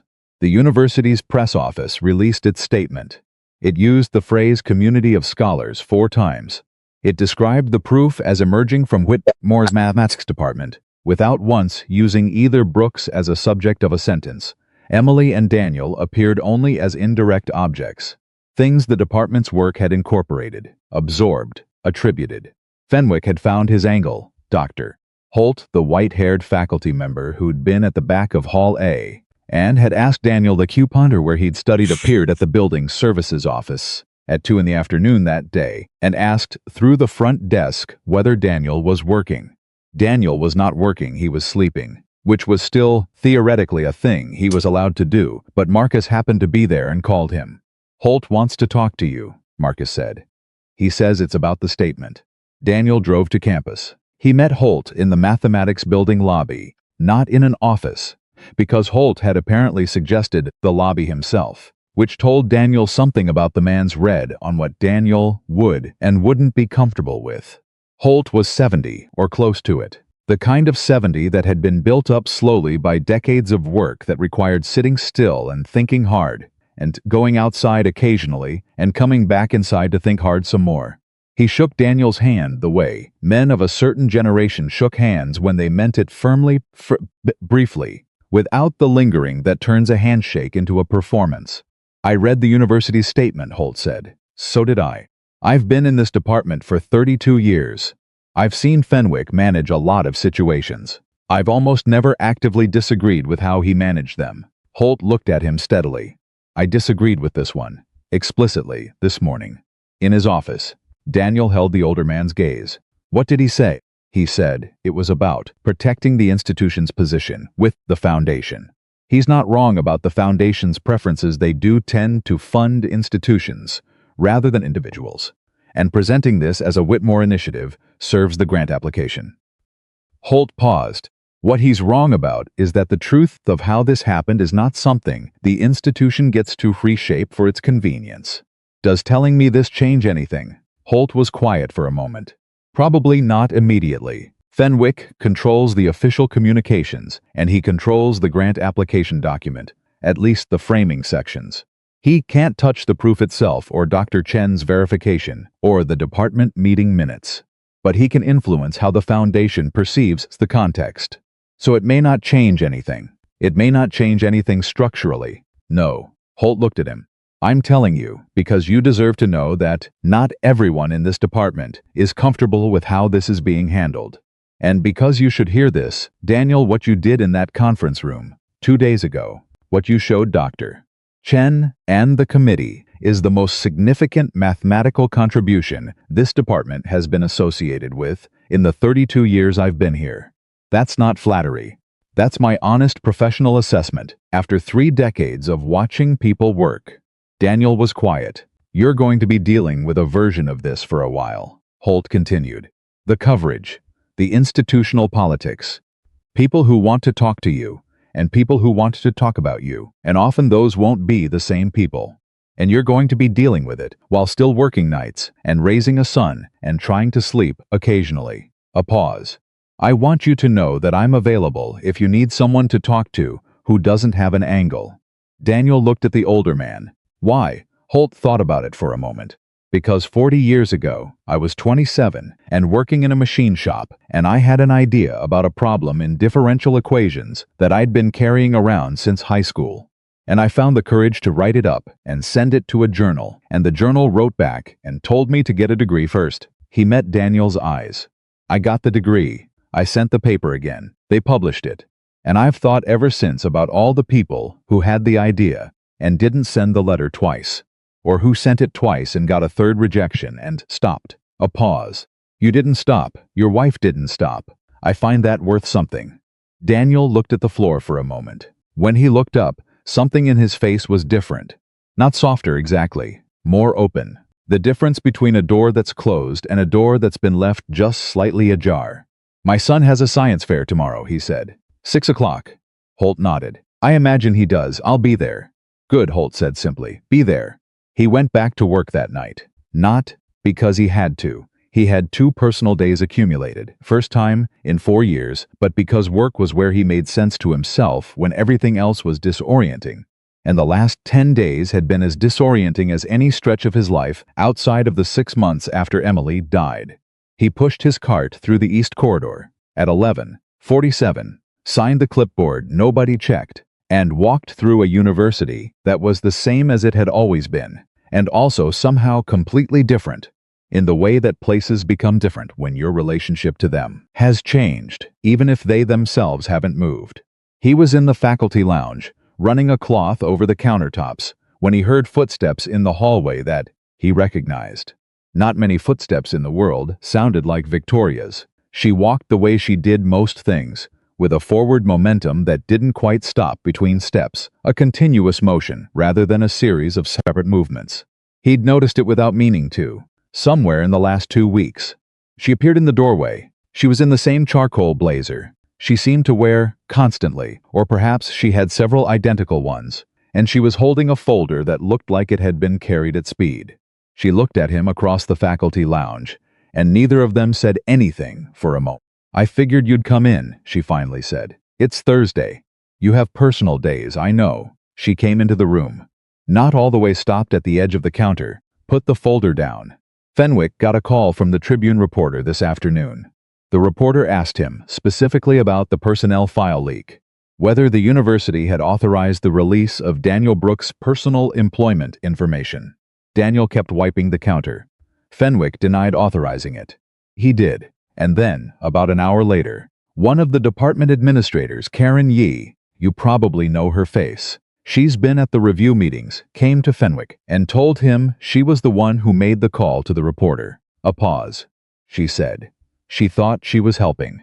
That she thought the human story would generate positive coverage for the university and for the grant.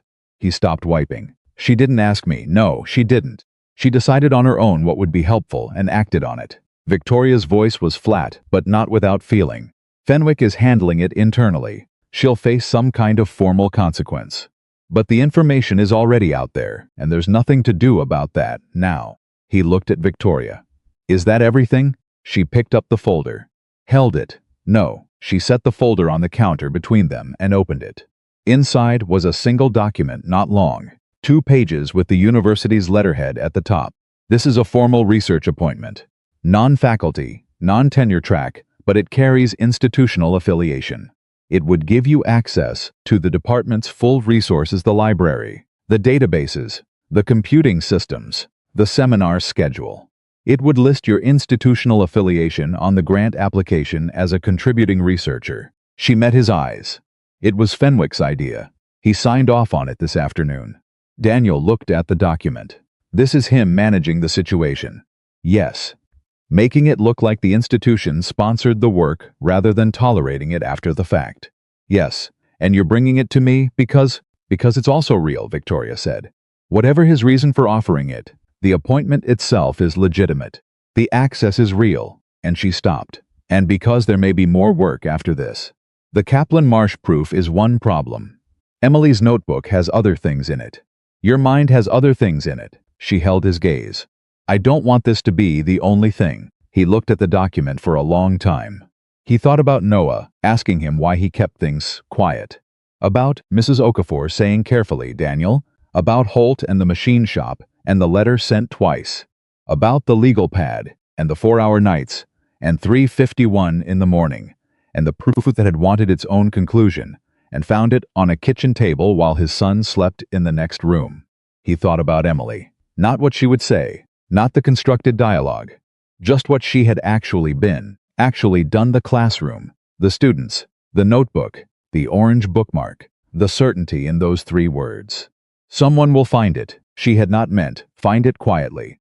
She had not meant, finish it, and then put it back on the shelf. She had spent her whole life taking things out into the world. That was who she was. The platform was hers, and she had stood on it and taught, every day, until she couldn't. He picked up the document. He read it. He set it back down. I need a pen, he said. Victoria pulled one from her jacket pocket immediately, the automatic gesture of someone who always has a pen, a person who carries tools because they're always working, and held it out. He took it. He signed the document on the 2nd page, in the space provided. Then he handed the pen back. Victoria looked at the signature, at his face. This doesn't change the attribution, he said. Brooksy and Brooks D stays exactly as it is. It stays exactly as it is, and Fenwick knows I'm not a prop. If I'm listed on the application, it's because I contributed, and what I contributed is documented, and that documentation doesn't get softened or recontextualized for anyone. He knows. Do you know? She met his eyes. I know, she said. I've known since Fielding's. He nodded. She picked up the signed document, put it back in the folder. She was halfway to the door when he said it, not because he'd planned to, not because it was the right moment by any external calculation, but because it had been sitting in him since the coffee shop, and it was becoming harder to carry than it was to say. Victoria, she stopped, at the committee meeting. The attribution order, Brooks E. first. He looked at her. That was your decision. She turned around slowly. Yes, you didn't tell me you'd done it that way. No, why not? She held the folder against her chest. Her expression was the most unguarded he'd seen it since the office, since that's more than you needed to know, which was beginning to feel like a threshold they kept crossing and then stepping back from. Because it was the right order, she said. And I didn't want you to thank me for doing something that was simply correct. He looked at her. It mattered, he said. I need you to know that. She held his gaze. I know it mattered. Something moved in the air between them, not resolved, not named, not ready for any kind of formal acknowledgement, but present in the way that real things are present before they're spoken, the way a proof exists before it's written. True, and waiting in the space between what's known and what's been said. He picked up his cloth. She walked out the door. He listened to her footsteps move down the corridor, that continuous forward momentum sound, until they faded. Then he finished wiping down the counter. He moved to the next room. And the night continued the way nights always had, and would go on continuing. And Daniel Brooks pushed his cart through the halls of Whitmore University and did his work, the same work he had always done, in a building that would never quite look the same to him again. Noah won the science fair. Not first place, that went to a girl named Priya, whose project on water filtration was, By any honest measure, exceptional. But second, with a blue ribbon that Noah carried home in his fist, the way he carried things he was genuinely proud of, tight and close to his body, like something that might escape if held loosely. Daniel had been there at 6 o'clock exactly, the way he'd promised, sitting in the third row of the school gymnasium on a folding chair that was slightly too small for him, watching his son explain conductivity to a panel of judges, with the calm, particular confidence of someone who understood what they were talking about and had never been told that was unusual. He'd watched Noah's face when the ribbon was announced and stored that image somewhere. He kept the things he needed to keep. On the drive home, Noah held the ribbon in his lap and didn't say much, which meant he was processing, which meant something real was coming eventually. It came 2 blocks from their house. "Dad, are you scared?" Daniel kept his eyes on the road. About what specifically? About all of it. The grant thing, the newspaper thing, people knowing about you. Sometimes. What does it feel like when you're scared about it? He thought about it honestly. The way Noah's questions always required him to think about things honestly. Like standing in a doorway. You're not outside yet, but you're not inside anymore either. And the wind is coming through. Noah considered this. But you went through the door anyway. I went through the door anyway. Because of Mom's notebook. Because of a lot of things. The notebook was part of it. Noah looked out the window at the passing streetlights. "I think she knew you would," he said. "Go through the door. I think that's why she left the notebook for you, and not for someone else." Daniel pulled into the driveway, turned off the engine, sat in the dark for a moment. "When did you get this smart?" "I've always been this smart," Noah said, with a dignity that was so precise and so Emily that Daniel had to look away for a second. "You've just been busy." He laughed. It surprised him, the realness of it, the way it came up from somewhere uncomplicated and landed in the cold air of the truck cab. Noah grinned at the sound of it because Noah always grinned when he made his father laugh. Had been doing it since he was 3 years old, would probably be doing it at 40. They went inside. Daniel made grilled cheese because it was late, and Noah had eaten whatever passed for dinner at the science fair. While he cooked, Noah put the ribbon on the refrigerator with a magnet, next to one of his drawings that had been there so long it had started to curl at the corners, and stepped back and looked at the arrangement with the satisfaction of someone decorating a space that was genuinely theirs. Daniel put the plate in front of him. Noah ate 3 bites. "Dad, yeah, is the professor lady going to be around more, Doctor Ashford?" Daniel turned off the stove, leaned against the counter. "Why do you ask?" Noah shrugged in the way that meant he had a specific reason, but was deciding how directly to state it. "She called here yesterday, while you were sleeping. I answered by accident." Daniel was still. "What did she say?" "She said she was sorry to bother us and she'd call your cell." But she sounded, Noah ate another bite. She sounded like someone who actually meant the sorry part. Not like when people say it because they're supposed to. Daniel looked at his son, at the blue ribbon on the refrigerator, at Emily's notebook on the shelf above the microwave, where it had always lived and from which it had now, in some meaningful sense, been released into the world. "I don't know yet," he said, "whether she'll be around more." "Okay," Noah said simply, not pushing, not performing indifference either. Just leaving the space the way it was, which was open and honest and sufficiently complicated for a 10-year-old at 9:30 on a school night. "Eat your sandwich. I am eating my sandwich." The Foundation's response arrived 3 weeks later. Not by email, by phone to Victoria's office. From a board member named Gerald Strauss, who had been with the Beaumont for 19 years, and who, Victoria later described as a man who communicated exclusively in short declarative sentences and whose brevity she had learned over several grant cycles to interpret as a signal rather than a dismissal. She called Daniel. Immediately after, he was in his truck in the university parking structure, 40 minutes into his lunch break, eating the sandwich he'd made at 5 in the morning before his shift. "They want a presentation," she said. He stopped chewing. "To the board, to the full board, in person, in Chicago." Gerald Strauss called specifically to say that the board has reviewed the application and the supporting documentation, and they have his exact words, significant interest in the work, and in the people behind it. A pause. He said people, plural. "He knows there are 2 names on the attribution, Daniel. He knows it's you and Emily." Daniel looked through the windshield at the concrete support column in front of him, at the water stain on it that had been there since his first week at Whitmore, and which he'd walked past 2,000 times. When, 2 weeks the 14th, I work nights. I know, you'd need to request the day. I've never requested a day in 4 years. I know that too. He finished his sandwich, folded the bag it had come in, set it on the passenger seat. Victoria, yes, the presentation. It goes as it is, the proof, the attribution, the full story of how it came to exist. No institutional framing, no Whitmore as origin point language. The foundation board hears what's true. I wouldn't have it any other way. He believed her. It had taken him a while to get there fully the believing, but he was there. I'll request the day, he said. He told Mrs. Okafor that evening. She listened to the whole thing from the beginning, which for her meant from the moment he arrived at her door, with the look on his face, through the coffee she made automatically, through the 20 minutes it took him to lay out the sequence of events in the order they'd occurred. When he finished, she sat across from him at her kitchen table and folded her hands and was quiet for a moment, with the particular quality of quiet that meant she was deciding what was most important to say from among several things she could say. You're going to Chicago, she said. It looks that way. To present to a board of people who have a great deal of money and the power to decide what gets funded. Yes, and you're going to tell them the truth about where this came from. Yes, she unfolded her hands, picked up her coffee cup. Good, she said. Go tell them the truth. He looked at her. That's all you've got, Daniel. I have been watching you carry this for 6 years.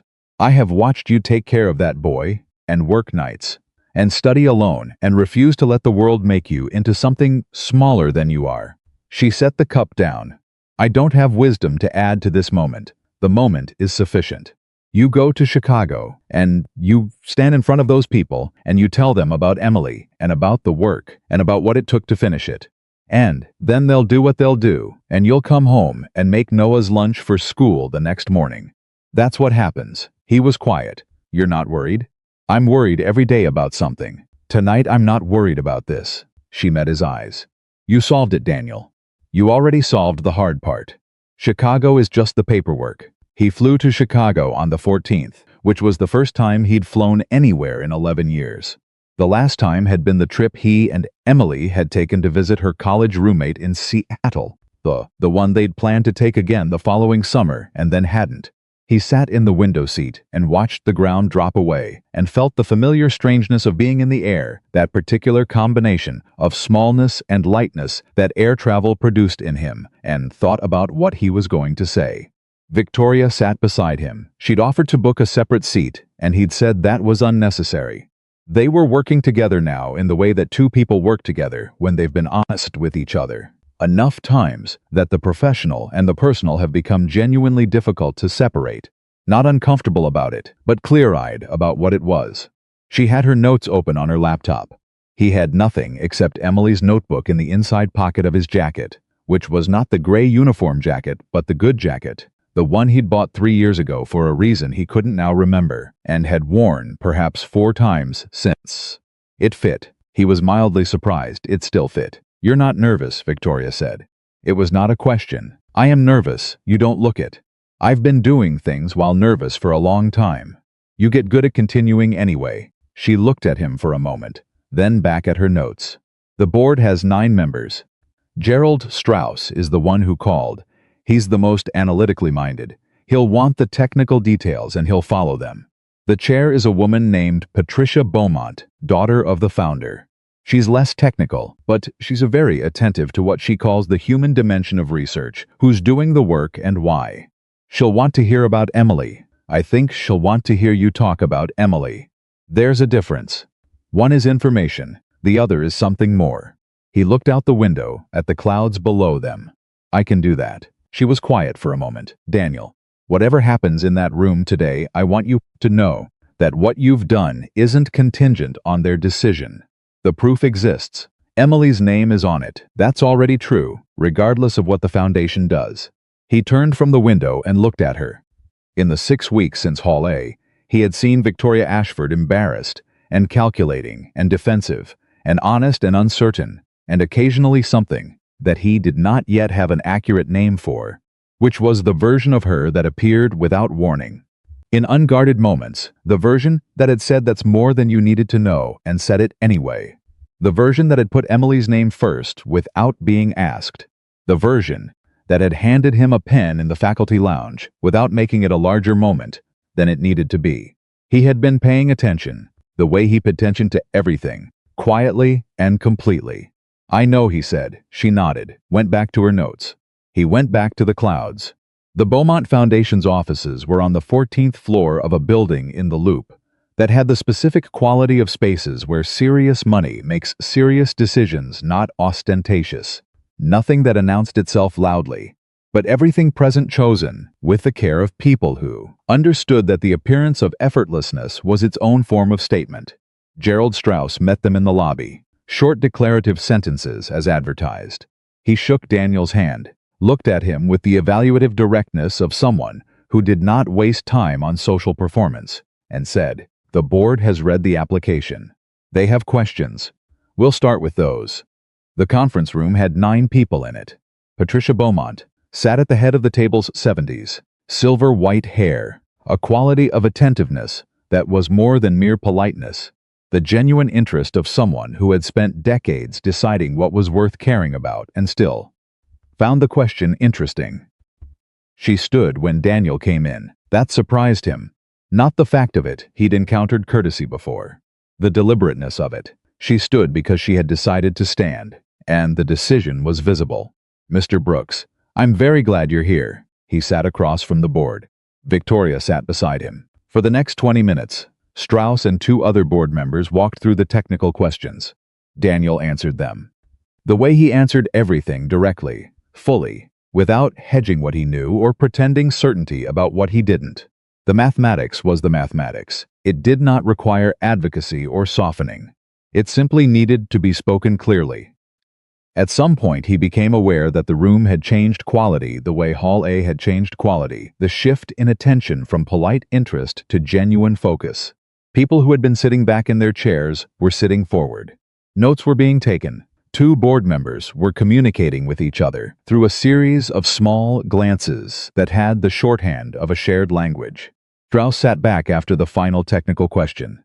Patricia Beaumont looked at Daniel. "The notebook," she said. "Tell me about the notebook." He put his hand in his jacket pocket. He took it out and set it on the table, not opened. Just placed it there, in the center of the table, where everyone could see it. The worn cover, the softened corners, the object that carried a person's presence without needing to announce it. "My wife Emily was a mathematics teacher," he said. "She taught high school for 7 years. She was extraordinary at it. Not because she was the most technically brilliant person in any room, though she was brilliant, but because she never stopped believing that the subject was alive, that it was something that happened between people, not just on paper." He looked at the notebook. She kept this notebook for the last 4 years of her life. It's where she worked on problems that interested her, beyond what the curriculum required. Problems she came back to again and again. He paused. "The problem at the center of your grant application was the last one she was working on when she died." Patricia Beaumont was watching him with complete stillness. She left notes. The direction she was pursuing was correct. She'd found the right angle on something that 22 years of credentialed researchers had been approaching from the wrong side. She just ran out of time before she could follow it where it needed to go. He looked up from the notebook. "I spent 6 years following it. Not because I had a research program or an institutional framework or any of the things that usually support this kind of work. Because she left it unfinished and I'd made her a promise, and I didn't know how to not keep it." The room was completely quiet. "Mr. Brooks," Patricia Beaumont said. Her voice had something in it that was real and unhurried and had no interest in performing itself. What was her name? Emily. Emily Catherine Brooks. The board chair wrote it down, on her own notepad by hand. Daniel watched her write it, and felt something in his chest open and ache and settle simultaneously, which was the feeling he'd been carrying for 6 years, and which he understood now he would carry in some form for the rest of his life, and which was not a burden, exactly, but simply the shape of loving someone who was no longer present. "She sounds remarkable," Patricia Beaumont said. "She was the best person I've known," he'd simply. The room held that for a moment. Then Patricia Beaumont set down her pen. "We have what we need," she said. The board will meet briefly. If you'll wait in the reception area, we'll have a decision within the hour. It was 40 minutes. Daniel and Victoria sat in the reception area on chairs that were considerably more comfortable than anything at Whitmore and drank the coffee that was brought to them without being asked. The city moved below the 14th floor windows in the way cities moved continuously and without concern for the things being decided above it. Victoria didn't try to fill the silence with talk. That was something he'd noticed about her that he'd come to appreciate. She understood when silence was doing necessary work and left it alone.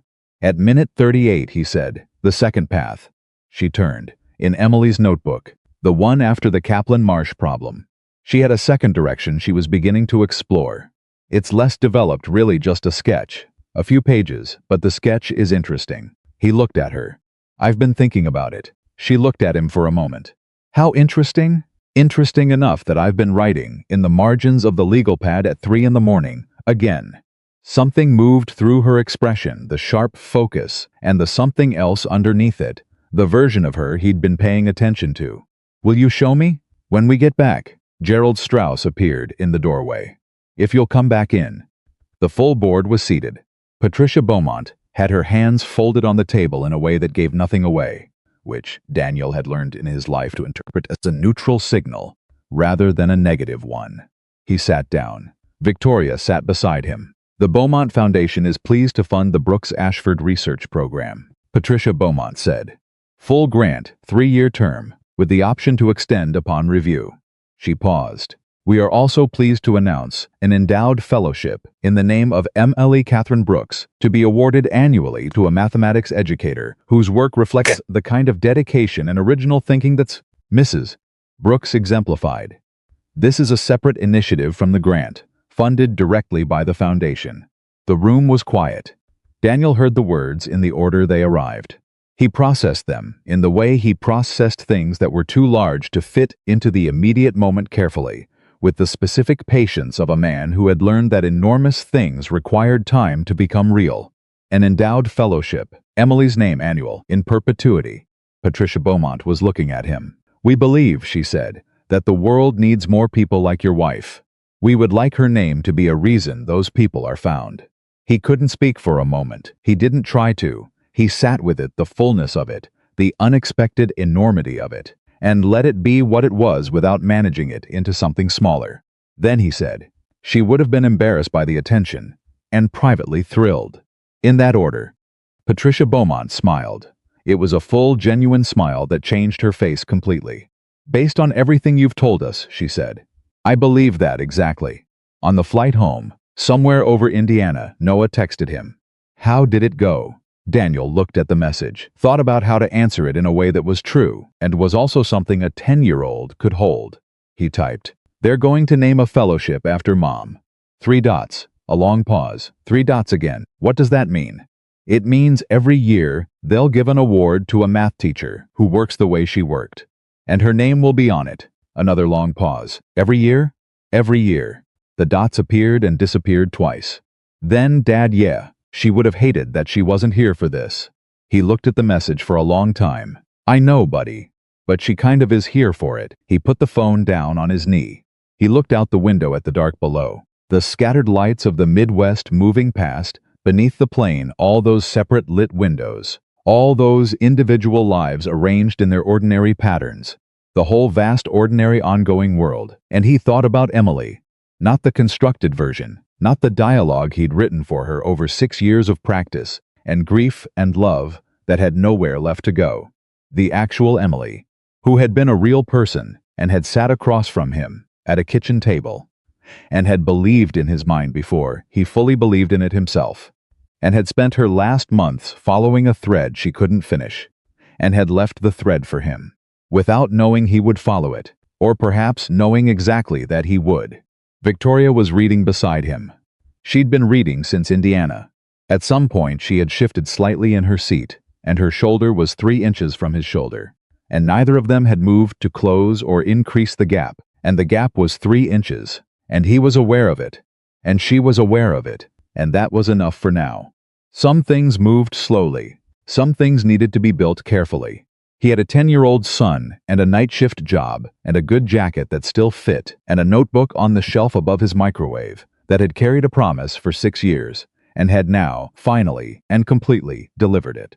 He had time. He was back at Whitmore the following Tuesday.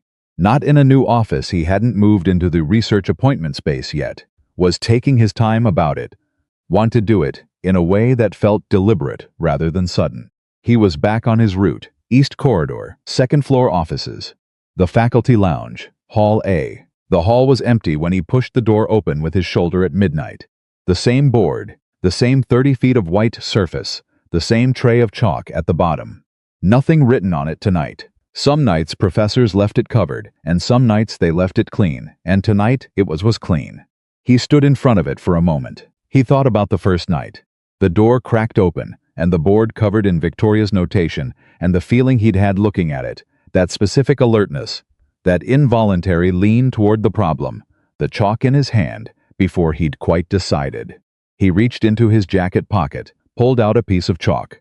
He looked at the blank board. Not the Kaplan Marsh problem that was done, was written and verified and submitted and funded and attached to Emily's name for as long as the foundation stood. That proof was out in the world now doing what proofs do, which was exist, without requiring any further effort from the person who found them. He thought about the second path, the sketch in the margins of Emily's notebook, the pages she'd barely started, the direction she'd pointed toward, with the few lines she'd had time to write before the time ran out. He'd been writing in the margins of his legal pad at 3 in the morning. The shape of something was beginning to appear. He set the chalk against the board. He wrote the first line, not long, not a complete thought yet, just the opening movement, the way a proof begins, the way all difficult things begin, with a single honest step in the direction you believe is true, taken before you can see where it ends. He stepped back and looked at it. Somewhere outside the building, the night moved through its ordinary hours. His son was asleep 2 miles away with a library book and a blue ribbon and Emily's eyes, and the complete, uncomplicated certainty that his father would be there in the morning. Mrs. Okafor was asleep across the street. Marcus was somewhere in the building doing what Marcus always did, and at some point they'd pass each other in a corridor, and Marcus would make the face, and Daniel would tell him what there was to tell. And Victoria, he checked his watch, without quite deciding to almost certainly still in her office at this hour, which was a habit he'd identified about her in the last 6 weeks. And thought about more than was strictly necessary. She was probably reading, probably had the coffee cup on the wrong stack, probably had the window cracked because she ran warm, which was another thing he'd noticed without meaning to, the way he noticed everything. He looked at the line he'd written on the board. He thought about what Holt had said. Emily's name, someone will find it. He thought about 3 in the morning and 4-hour nights, and Noah asking why he kept doing something so hard. Because sometimes the hardest things are the ones worth finishing. He set the chalk back against the board, and he kept writing, because that was who Daniel Brooks was, not the man the uniform had told people he was, not the man the institution had tried to absorb and reframe and manage from a safe distance, not the footnote or the human interest story or the grant application's most interesting detail. He was the man who had made a promise to someone he loved and had kept it across 6 years of silence and work and grief and early mornings and a son with a deadly eyes and a notebook on a shelf and chalk in his pocket out of pure stubborn faithfulness to the idea that truth doesn't need permission to exist and love doesn't stop being useful just because the person you love is gone. He was the man who finished what he started, and he was nowhere close to done.